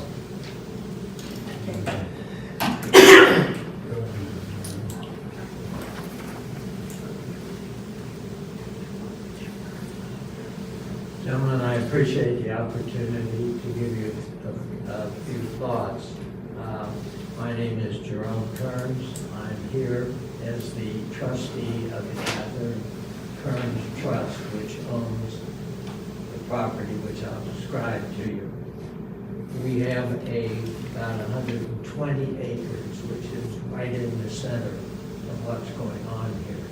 And I think there was a comment from you, Mr. Ankins, about not having people who really were having a lot of contact, and I understand that correctly, with what was going on. Yeah.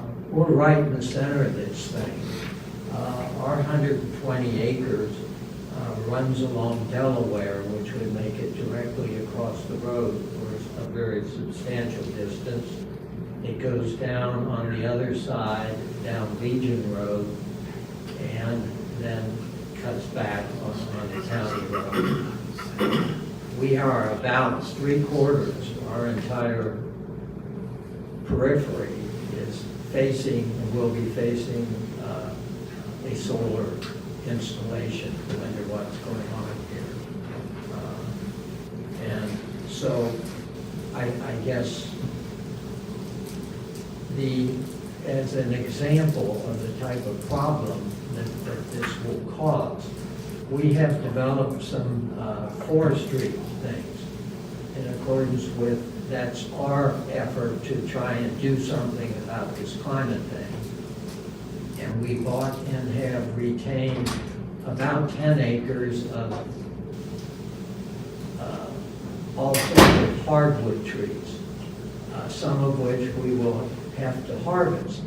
At this point in time, the property line is probably almost no more than 10 feet from these trees. So there's a double problem that we're facing. One is putting in all of these pilings, et cetera, are probably going to cause substantial damage to the trees, in which we've put in a substantial investment, in which we believe performs a substantial environmental purpose. The other issue is, in accordance with reviewing with the state, the advisors, we will need to do a meaningful harvest out of there. So we're going to be faced with the problem of, if there's a 10-foot setback, having the risk of substantial damage of a large tree falling onto the panels. Where was your 10-foot setback from, sir? Please? Where was the 10-foot setback from? The 10-foot, the line. I don't think that's part of any of the ordinance, though. No. There wasn't any 10-foot from a property line. That, I'm just telling you where it is, so it makes. I was just curious where this was coming No, from. I get, I didn't explain it, I guess, very clearly. But we're talking about around 10 foot. So that's an example of making our efforts to maintain this tree business and maintain what we think is a meaningful environmental project extremely difficult and a costly one should the harvesting cause any problem. As far as the ordinance, we were there for all of those meetings, including the 11:30 meeting.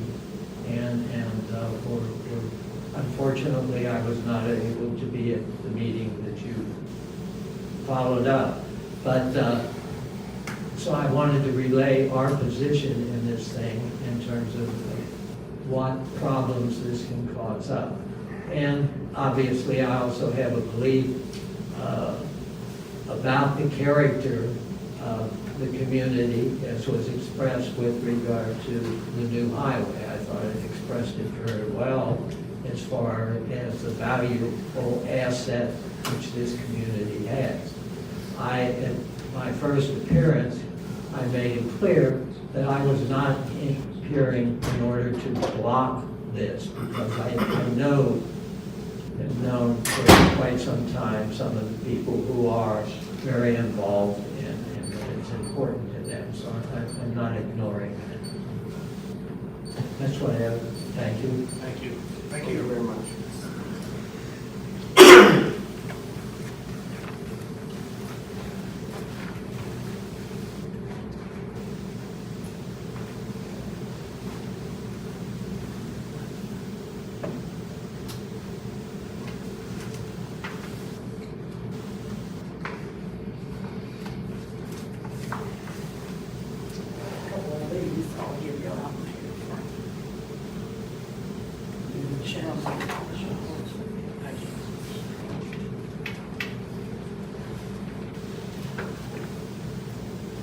My name is Patricia Earl, and we're involved in the solar. But on that notice right there, it says, my personal, my proposal. That was from Jeff French. What is all the other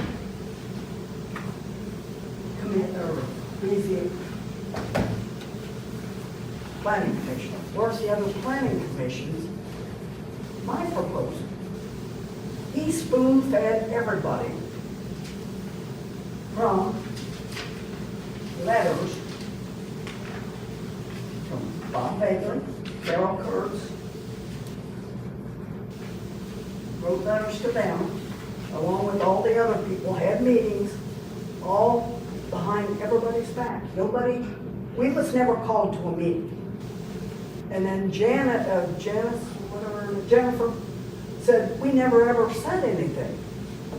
How many times have I been up here? I'm not a good speaker, but how many times I've been up here and they said, oh, it's water pollution, it's contamination.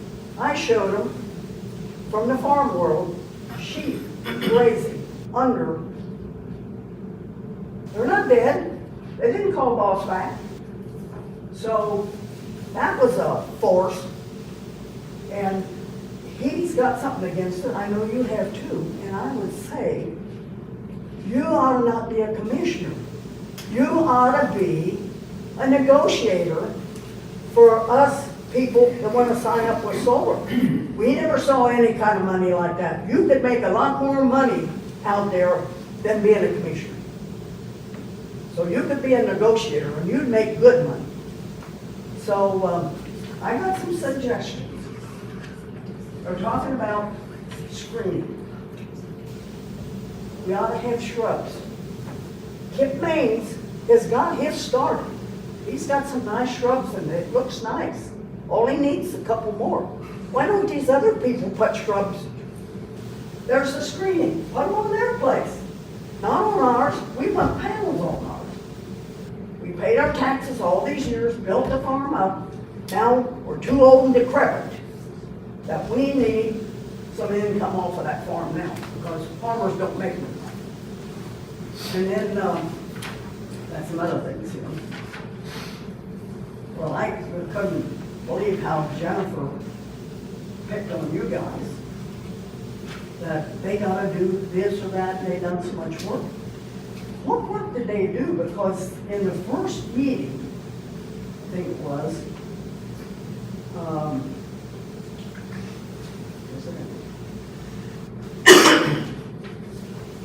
well, there was a Steve from Cross Plains pointed out how barbed wire fencing looked like just county proving ground. There's nothing wrong with that. And then he said that farmers spray right up to the property line. So pointing out that solar is not more dangerous than sprays, I mean, let's face it. And Russell Roeder from Milan presented something to the county zoning code. He went around and he checked all the areas and he averaged them out, what they were, and he turned them in to planning commission. But nobody ever looked at it. Why did they not look at it? Because it wasn't in favor of Jeff. Then here's another thing.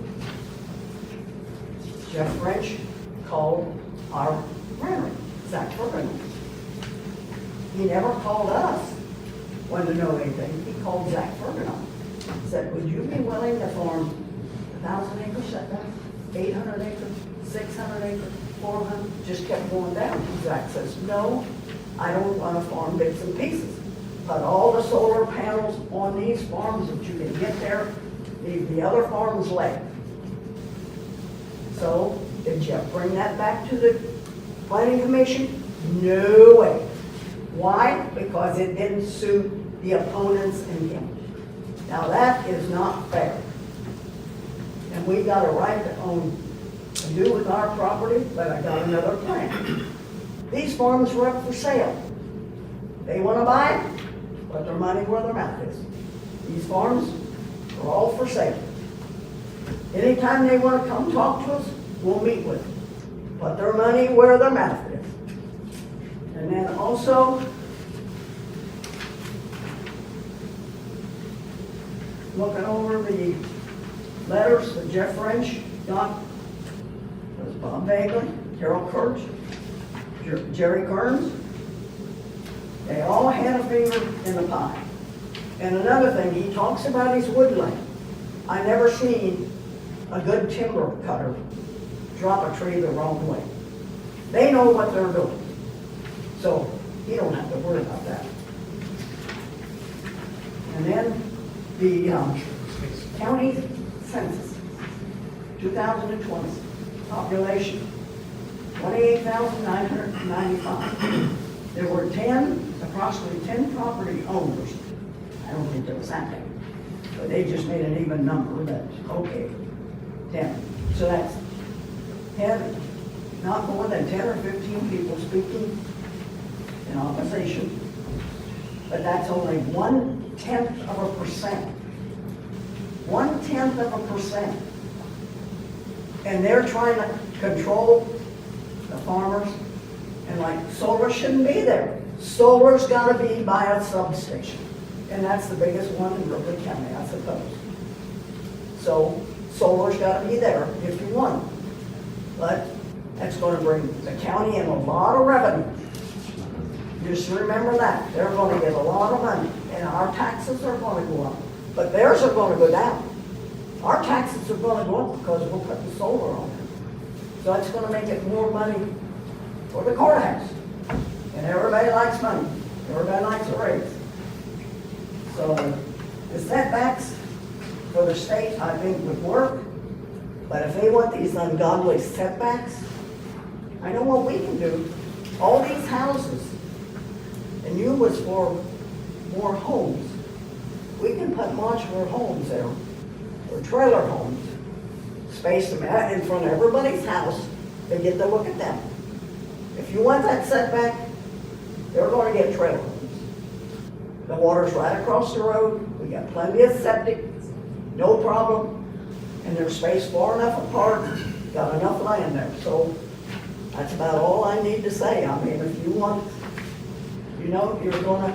Do you mind if I ask, like, does this ordinance as it was sent from planning and zoning prohibit you from putting solar on your property? Do what?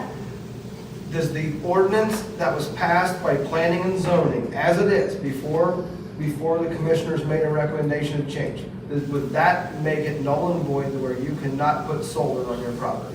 Or will you still be able to do it whether it's a 50-foot setback or 100? Why?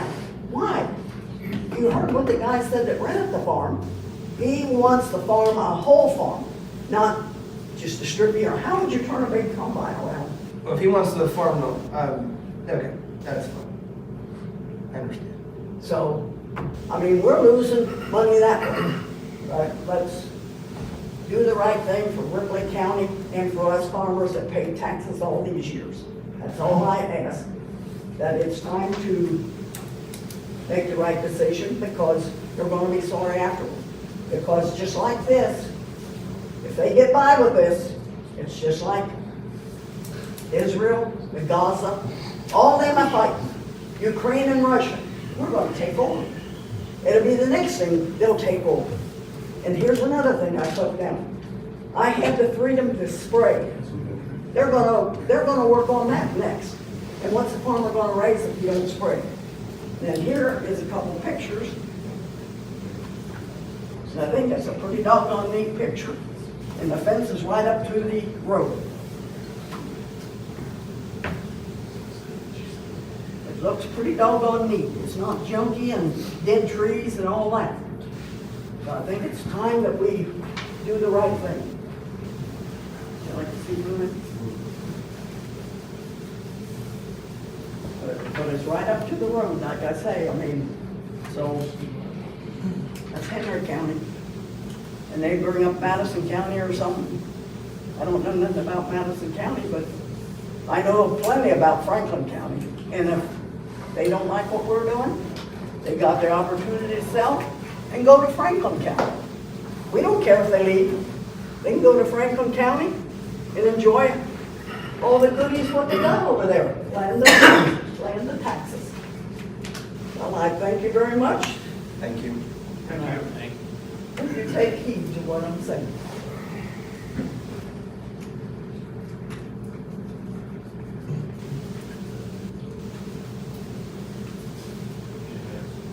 Anybody else?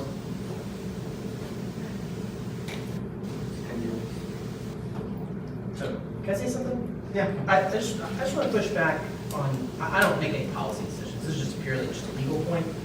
That the notion that any of the government process, from either side, the notion from either side that any of the government process here has been anything inappropriate, I think is not shown by this record. And the reason I bring that up is there was a mention of, free market economy, and generally speaking, the United States follows a free use of land. That's where you start. Common law says free use of land. And all zoning laws, it doesn't matter what it's about, is a derogation of that free use of land. And so it's a tough thing, no matter what. It doesn't matter what issue is coming up. Any zoning decision is always tough. And there's always going to be, that tension between the free use of land and then the regulation of how land is going to be used in a appropriate way. And so, that's actually the whole reason why this process exists. Like, there is no other ordinance that you as commissioners are ever going to consider that goes through the type of process that zoning does. Because it has to go through the planning commission, it has to bounce back to the board, and then back and forth, There's literally, there's an ordinance, or there's a statute that says that you guys can waive, the 3 readings to pass an ordinance. You can't do that for zoning. Like, that's the one thing that you can't do. There's an exception for it.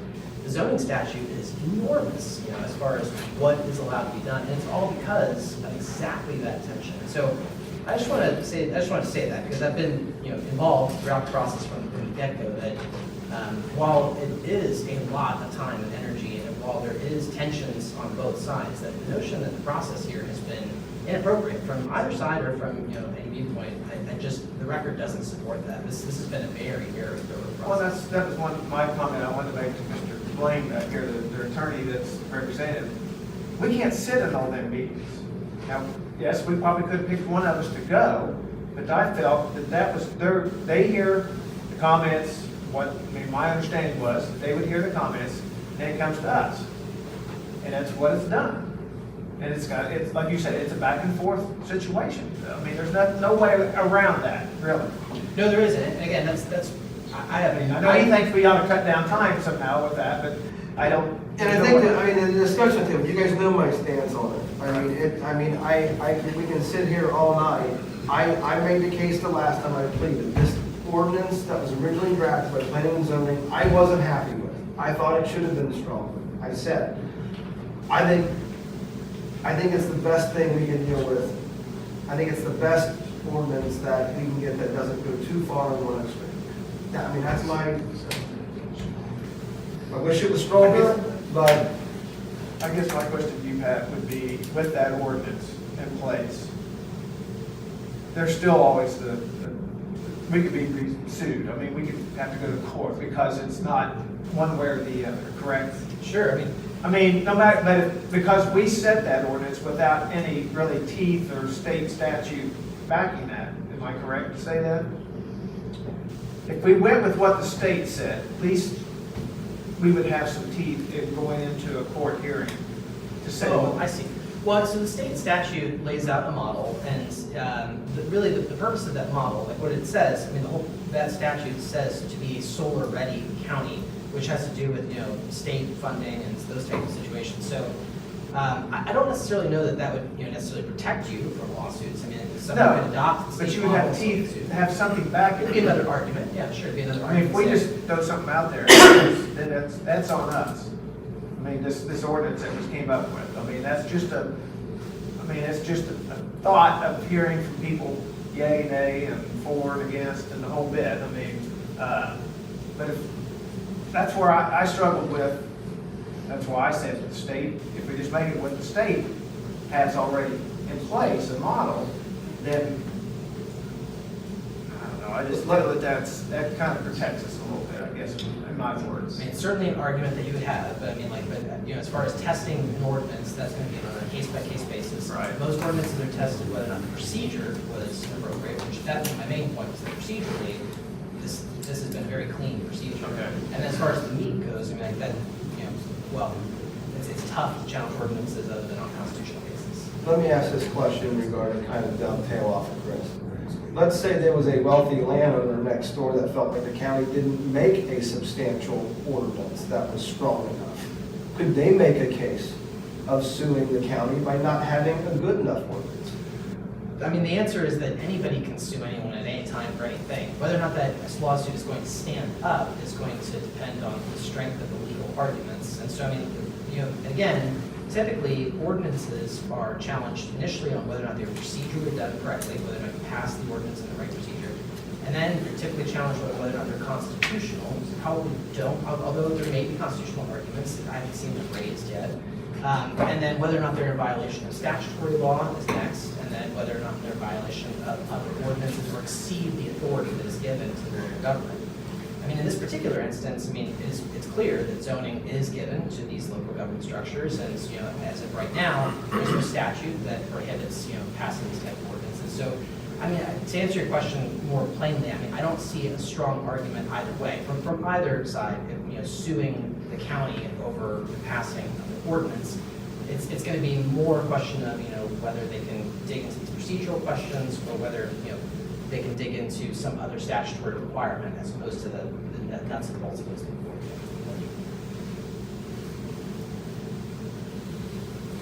And then most lawsuits in zoning happen actually, frankly, at the individual level. So most lawsuits come from judicial review of board zoning appeals and issuing a special exemption or issuing a permit. Then that can be appealed to the court system, eventually to the Indiana Court of Appeals. So that's where a lot of zoning law comes from, is on individual test cases as opposed to a direct challenge to the ordinance itself.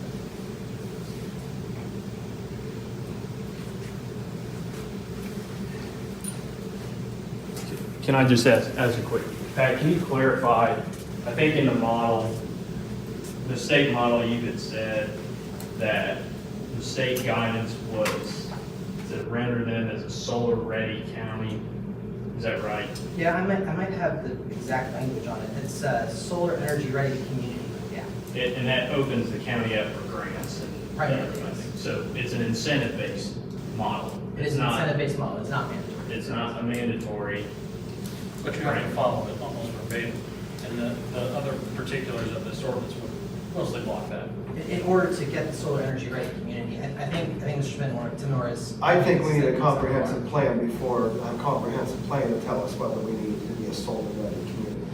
Oh, yeah, I didn't mean to artificially inject that issue. I think it was more just discussion that it is in fact a model as opposed to, so in other situations, the state has handed down statutes that say your ordinance must be at a minimum X. This statute does not do this. This is a model ordinance that says, if your ordinance does this, then you are solar. And so it's, I guess the point I would make in follow to that is that it's a model to become eligible for grants. It's not a model for what is right for property owners or right for counties. It's if you want federal funding or state funding, then this is your ordinance.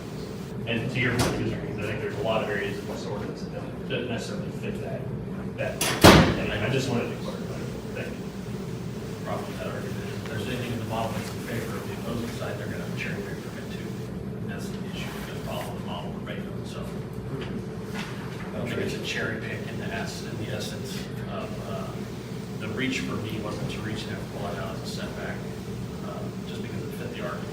If there was something that didn't fit your side of the argument, I'm sure your team would have done the same thing. Well, Does that make sense? I tell you what, You know. I forgot.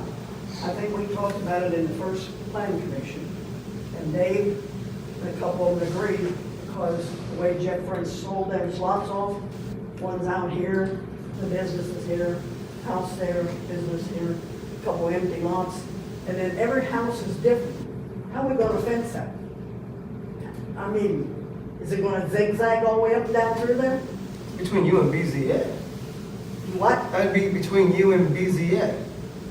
What? Or the solar company and BZA, that was, I mean, I don't know what in this ordinance, what exactly, how that's gonna work, but that, They talked about it there, but it never got any further. They said, oh, we can't have it zigzag, we'll have to have a straight line. So what kind of a measurement do you take? One sets back probably 400 feet, one's up close to the road, a couple of them maybe 225 feet. I mean, what kind of planning is that he does? That's all I got to say. I mean, that's gonna be a problem, and we don't want an ugly farm.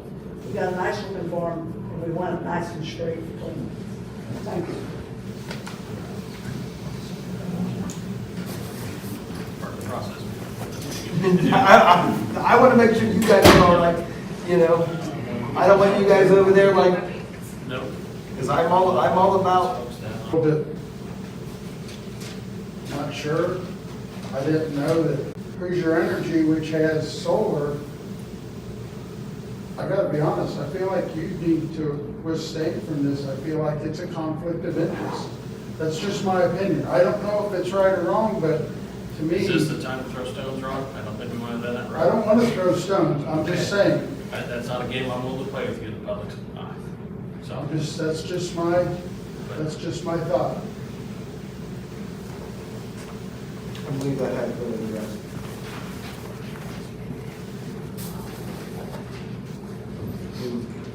I see why people can think their way, but I think you addressed that one of our first meetings. Yes.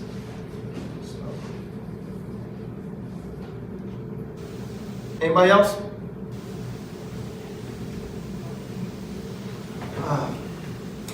What do you guys think? You guys know what I think, so I'll make this ask you what did you guys think?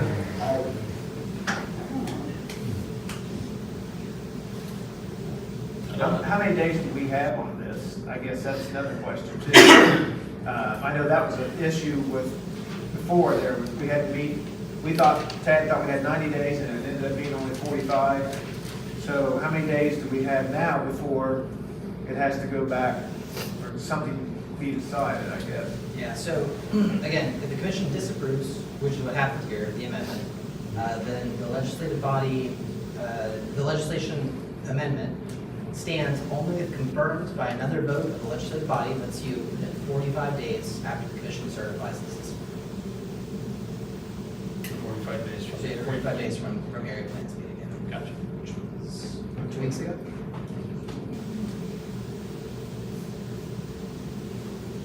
Yeah, which was the 13th. So you're at 14 now, you got roughly 30 left. Christmas Eve. I don't think there's anybody in this room. I don't think there's anybody in this room that wants it over before, as soon as, or at least before Christmas, so. Or that meeting would be the 22nd, so it would be one hell of a Christmas present for somebody.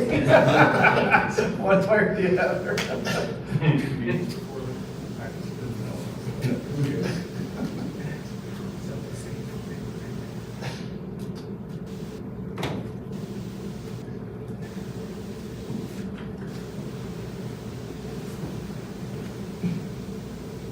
I don't know how many times you can read this stupid thing before you about have parts of it memorized.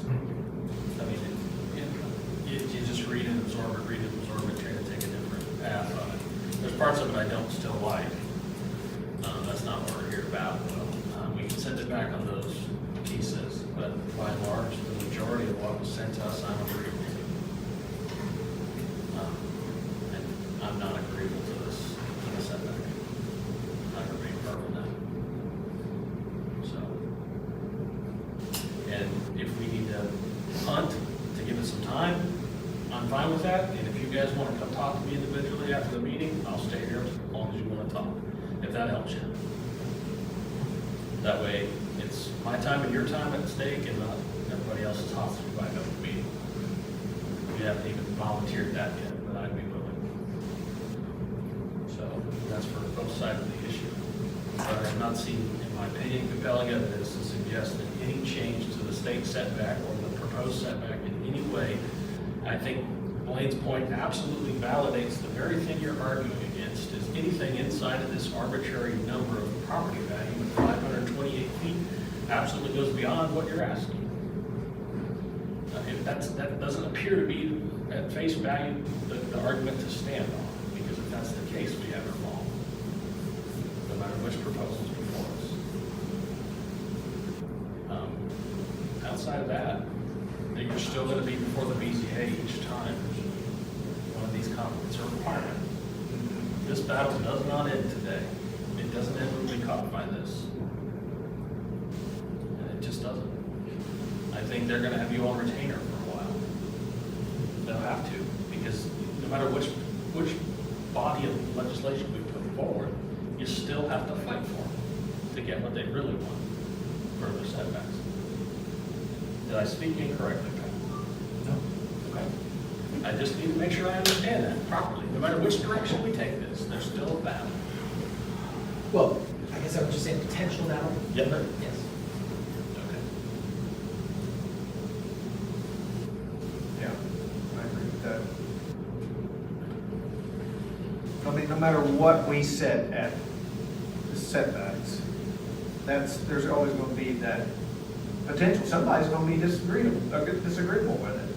I mean, you could make it 1,000 feet, and that still may not be good enough for some. There's always the potential. That's, I mean, the Board of Zoning Appeals is quasi judicial, which means that they hold a hearing and they review the facts as presented to them based on whoever is there to present. But there's areas of this county, though, that can benefit very highly with the minimum setbacks and not have a bit of problem with anybody complaining, because we've got areas that, you know, we don't have multiple subdivisions sitting around a lot of the farm ground. And I toy with the idea that I own farm ground, and I hate to have somebody tell me what I can and can't do. We already have that with the government telling us what we can and can't do as far as our ground use.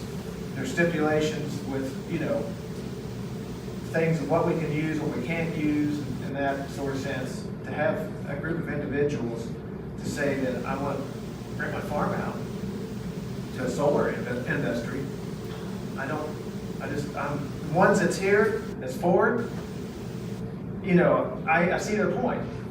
Because if I got a 40-acre field and I got a strip, you know, it's like this tabletop here, that's 50 foot wide or 200 foot wide or 600. The equipment today and the farmers today will not farm that. It's just unfeasible, and it's then the next thing you probably end up having trees and growth that's not, it'll be ugly. I'll just be honest with you. Like Mrs. Erdl just said, they put time and effort to make their farm look presentable. Like homeowners, you take the time, put money into it to make your place look presentable. Everybody does. I'm not going to disagree with that. But nobody's told you what you can and can't plant, what you can put in and what you can't put in, to a certain extent.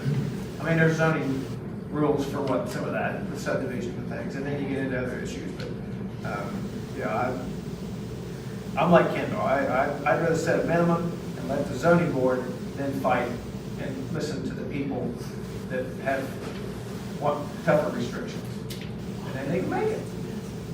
If it's 600 feet or 1,000 feet. So, question on that. What will your involvement be going forward in the process if these go before BZA, so that the county can kind of prepare and just think through that? Because John is conflicted. Will you have to fill in at these BZA hearings in the future if they retain you? Will that be the process to ask? That's a good question.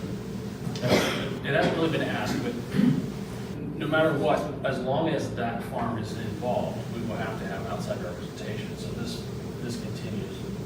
Potentially, you'll have to be hired.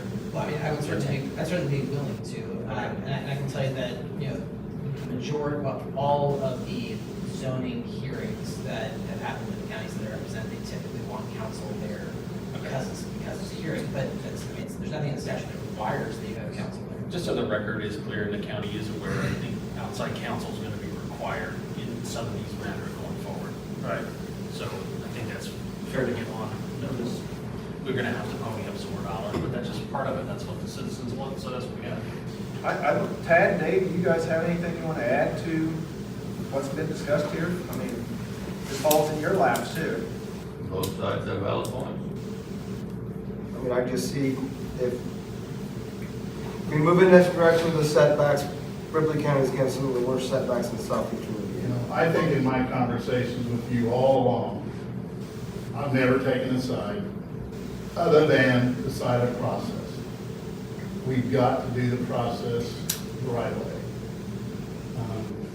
Because we'll lose on process if we don't. So, you know, I think we've gone through the process. I think that process came to you. We're advisory to you on these issues. You're the elected officials. And people's recourse when they don't like elected officials' decisions is they don't elect them again. That's why it ultimately falls to you all to sign off on ordinances. We don't sign those. We simply do the public hearing, follow the process, and hand them to you as commissioners. And that people elected you based on knowing you or knowing your character and how you do things. And I think that's why the process ultimately comes to you as elected officials. You're not bound to the same things we are. I heard somebody say that somebody called you and talked to you and all that. Well, guess what? As elected officials, you're allowed to do that.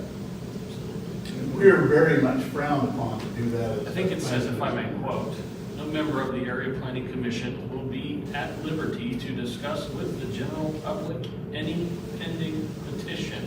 It's very much in their rules, and that's probably gone on based on emails. So I'm very happy with the process. I think we've gone through a long process. And I think the bottom line is the BZA is going to have a much stronger toolbox after all this process than they did 6 months ago. I think they're going to have a lot more things on their plate that they understand a little better than they would have had this solar ordinance hit them 9 months ago, or a solar application. So I think the county benefits from the process and strengthening the BZA's toolbox. So what are we doing? What's your, you want the setbacks, or you gonna send it back, or you gonna let it? We don't have the to amendment? send it back.